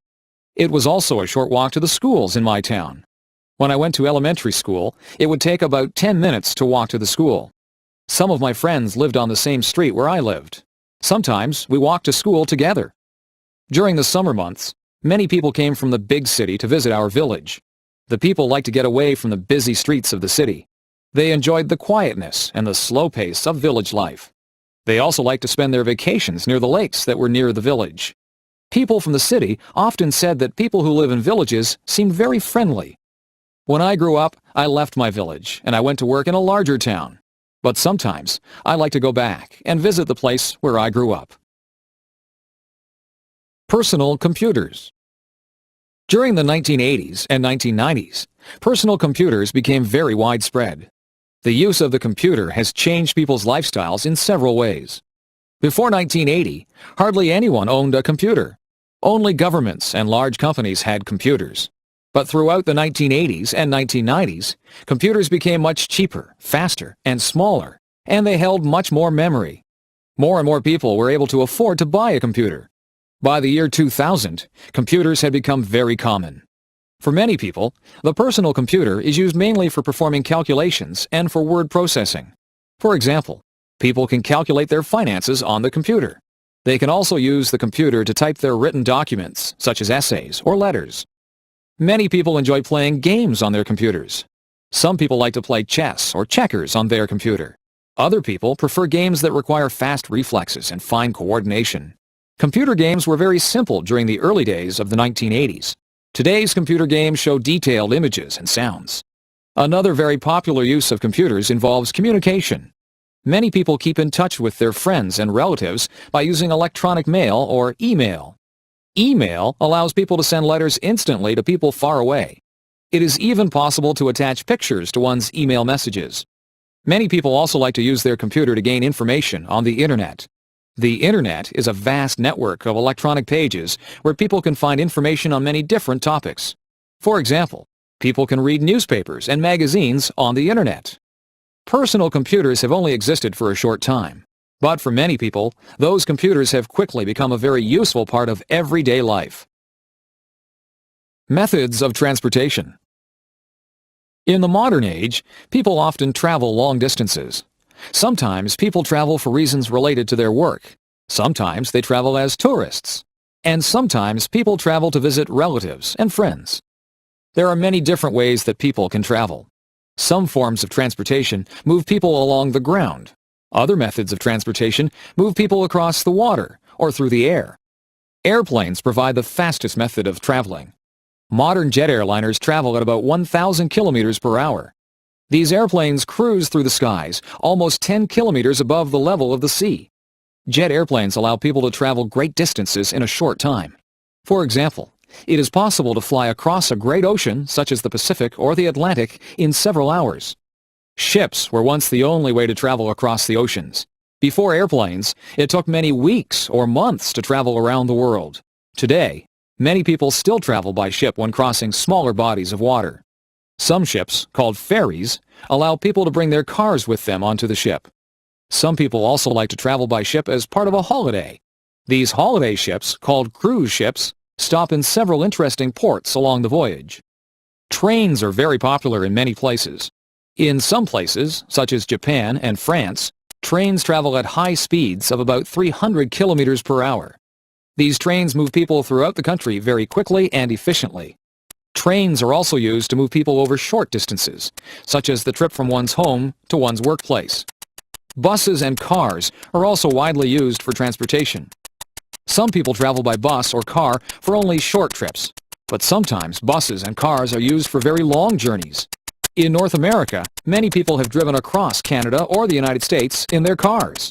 The wide, smooth roads allow cars and buses to travel quickly from one place to another. There are many different methods of transportation. Which one do you think is the best? A life experience. My friend Lanny and I went to Burger King yesterday. We ordered a big order of French fries and a couple of drinks. Lanny got a strawberry milkshake. I picked out a table near the window so we could look at the people passing by. As we were sitting there, we heard our favorite song, Butterfly, by the band Crazy Town, come on the radio. We looked at each other with big grins on our faces and started singing and dancing. It was great fun. Many people began staring at us, wondering why we were so happy. We didn't care. We just kept on moving and enjoying ourselves. The song ended and we were almost finished our food. We sat and talked about what was happening in our lives. She had just bought 4 new t-shirts for the summer. The new sandals she had gotten for her birthday had given her really bad blisters on the sides of her feet. When she wore other shoes, she had to wear band-aids on the blisters. I told her that I had bought 4 new CDs. I love music. As we finished our conversation, we finished off our drinks. I like going out with Lanny and talking. Lanny is my best friend, and I can talk to her about anything. I am glad I have her to share my life with, even if it is as simple as going to Burger King and eating French fries. Lanny and I are planning to travel together, so we are trying to save our money. Our French fries and drink only came to about $6, so we didn't feel too bad about spending our money. I wonder, though, if McDonald's would have been cheaper. Airplane ride. Tasha signed a piece of paper which gave her a chance to win a free airplane ride. She put her name, address, and telephone number on that piece of paper. A few days later she got a telephone call. It was the man that was holding the ticket draw. Tasha didn't think she would win, but the man on the telephone said she did. She listened as the man told her where she would have to go to get her free airplane ride. She had to go near the town of Grimsby. She was allowed to pick a friend to go with her on the airplane ride. Tasha was so happy. She asked her twin sister Tanya to go with her. Tanya was very excited. Neither of them had been on an airplane before. When they got to the airplane center, Tasha and Tanya were nervous. They knew the airplane was small, so that meant only the pilot and them were going to be in the plane. Their mom took a picture of them beside the plane before they left. Tasha and Tanya hopped into the plane. They put their seatbelts on and got ready for takeoff. Tasha got to sit in the very front, right beside the pilot. Tanya sat behind Tasha. The girls laughed nervously as the plane started rolling down the runway. They went faster and faster, trees passing by quickly. There was a powerful surge making everyone's head jerk back. The plane started lifting off the ground. Up, up, and away! They were up off the ground and flying high in the sky. It seemed as though they could get anywhere within a matter of seconds. They flew from Grimsby to Beamsville, where they saw their high school. Then on to St. Catharines, and then Niagara Falls. They even flew over top of their house. They took pictures of their house. They could see their pond from way up there, too. The pilot asked Tasha if she wanted to fly the plane. Sure, Tasha said. So Tasha took the steering handle and began to fly the plane. She didn't really know how to fly it, so when she pulled the handle down, the plane shot upward. Both of the girls squealed. Tasha leveled the plane and flew smoothly from then on. Soon it was time to go back to Grimsby. The pilot took over again. We braced ourselves as the landing strip got nearer. The landing went smoothly with Tasha and Tanya beaming as they looked out at the ground. They hopped off of the plane, thanked the pilot, and ran to tell their mum about their wonderful experience. A rainy day. The clouds were very gray. There was a loud boom that came from the sky. A bolt of lightning struck down a tree. All of a sudden, buckets of rain came pouring down. Jane and Bill were walking in a park when the rain started.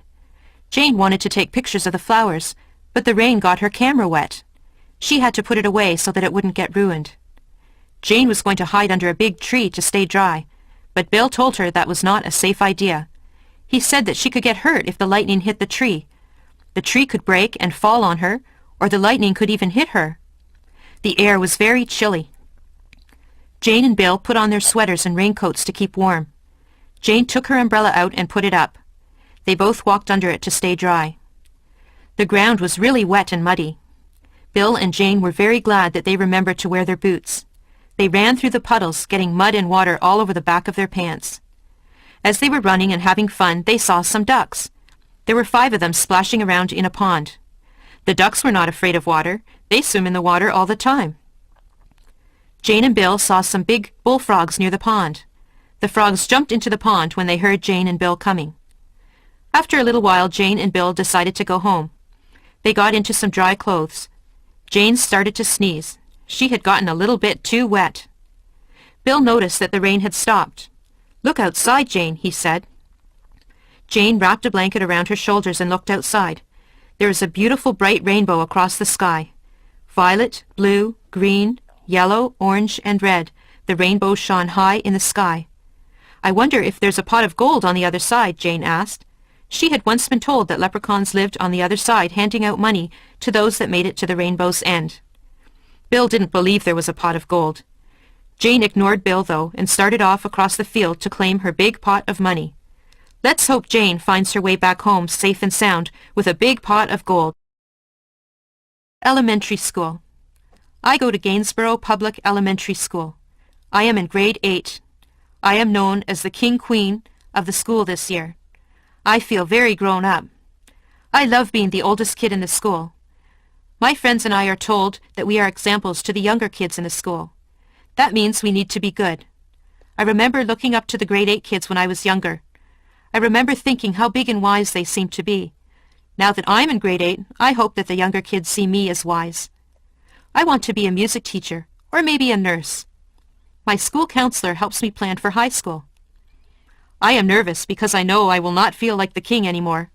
Things will be so different. I am excited because I will be meeting so many new people. I am looking forward to my graduation. I will wear a pink silky dress. My shoes are a light pink too. My date's name is Chad. He is very nice. He is a good friend. I have known Chad since I was a little girl. I know that my future will be a bright one. I will miss all of my friends, but I know we will see each other again someday. The middle child. I am the middle child of the family. I think it is nice in some ways. I have an older sister from whom I can borrow clothes from if she lets me. I get to meet my older sister's friends, although sometimes they think that I am too young to be with them. I have a younger brother. He is cute, but sometimes I have to babysit him. There are good things and bad things about being the middle child. My sister is the eldest child. She was the first child, so she spent time alone with my parents. She got lots of attention when she was first born.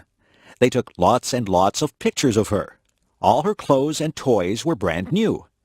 I got her hand-me-downs. My parents were the strictest with her. They had lots of rules for her to follow. She is the first child, so they want her to be perfect. My younger brother is the baby of the family.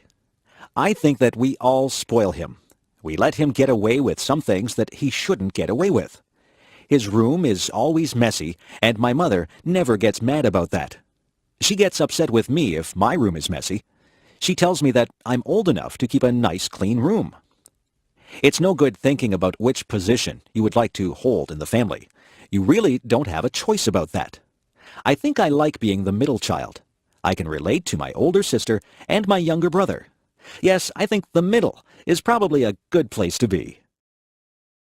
Advice to a student from a foreign country. My advice to a student from a foreign country would be to talk, talk, talk. Talk as much as you can to the people who live in the place that you are visiting. Talk to them and practice your new language skills. Learn all the funny sayings and different words that make up their language. Talking is the only way to really learn a language. Listen to people and talk to people. If you talk to people, you will also learn about their culture. I have a friend from Japan. His name is Nori. He often comes to see me just so that he can practice his English.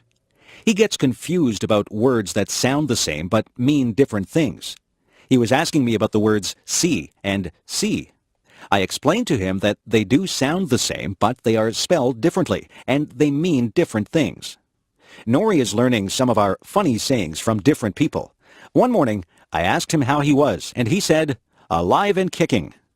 Another morning, when I asked him how he was, he said, so-so. He laughs about these strange sayings that we use. He is learning English quickly because he spends a lot of time with English-speaking people. He likes to have lunch with my friends and me because we ask him questions about his homeland, and he answers us in English.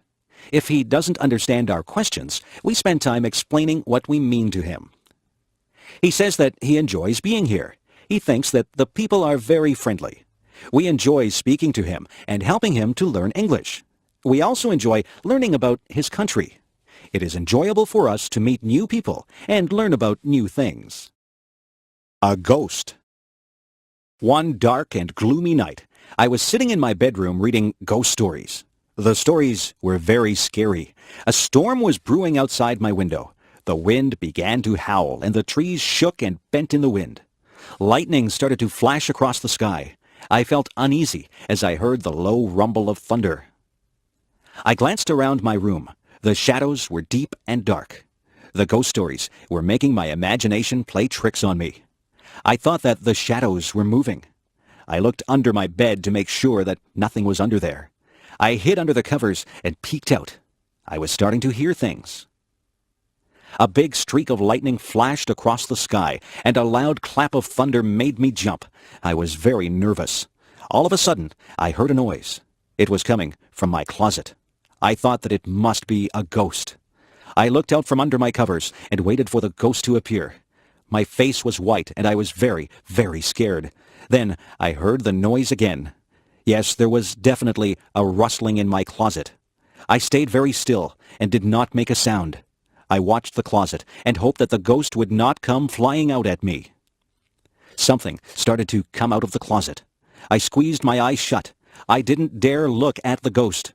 I heard it come out of the closet. I felt it jump up on my bed. I was still too scared to look. Then the ghost made a noise. It said, meow.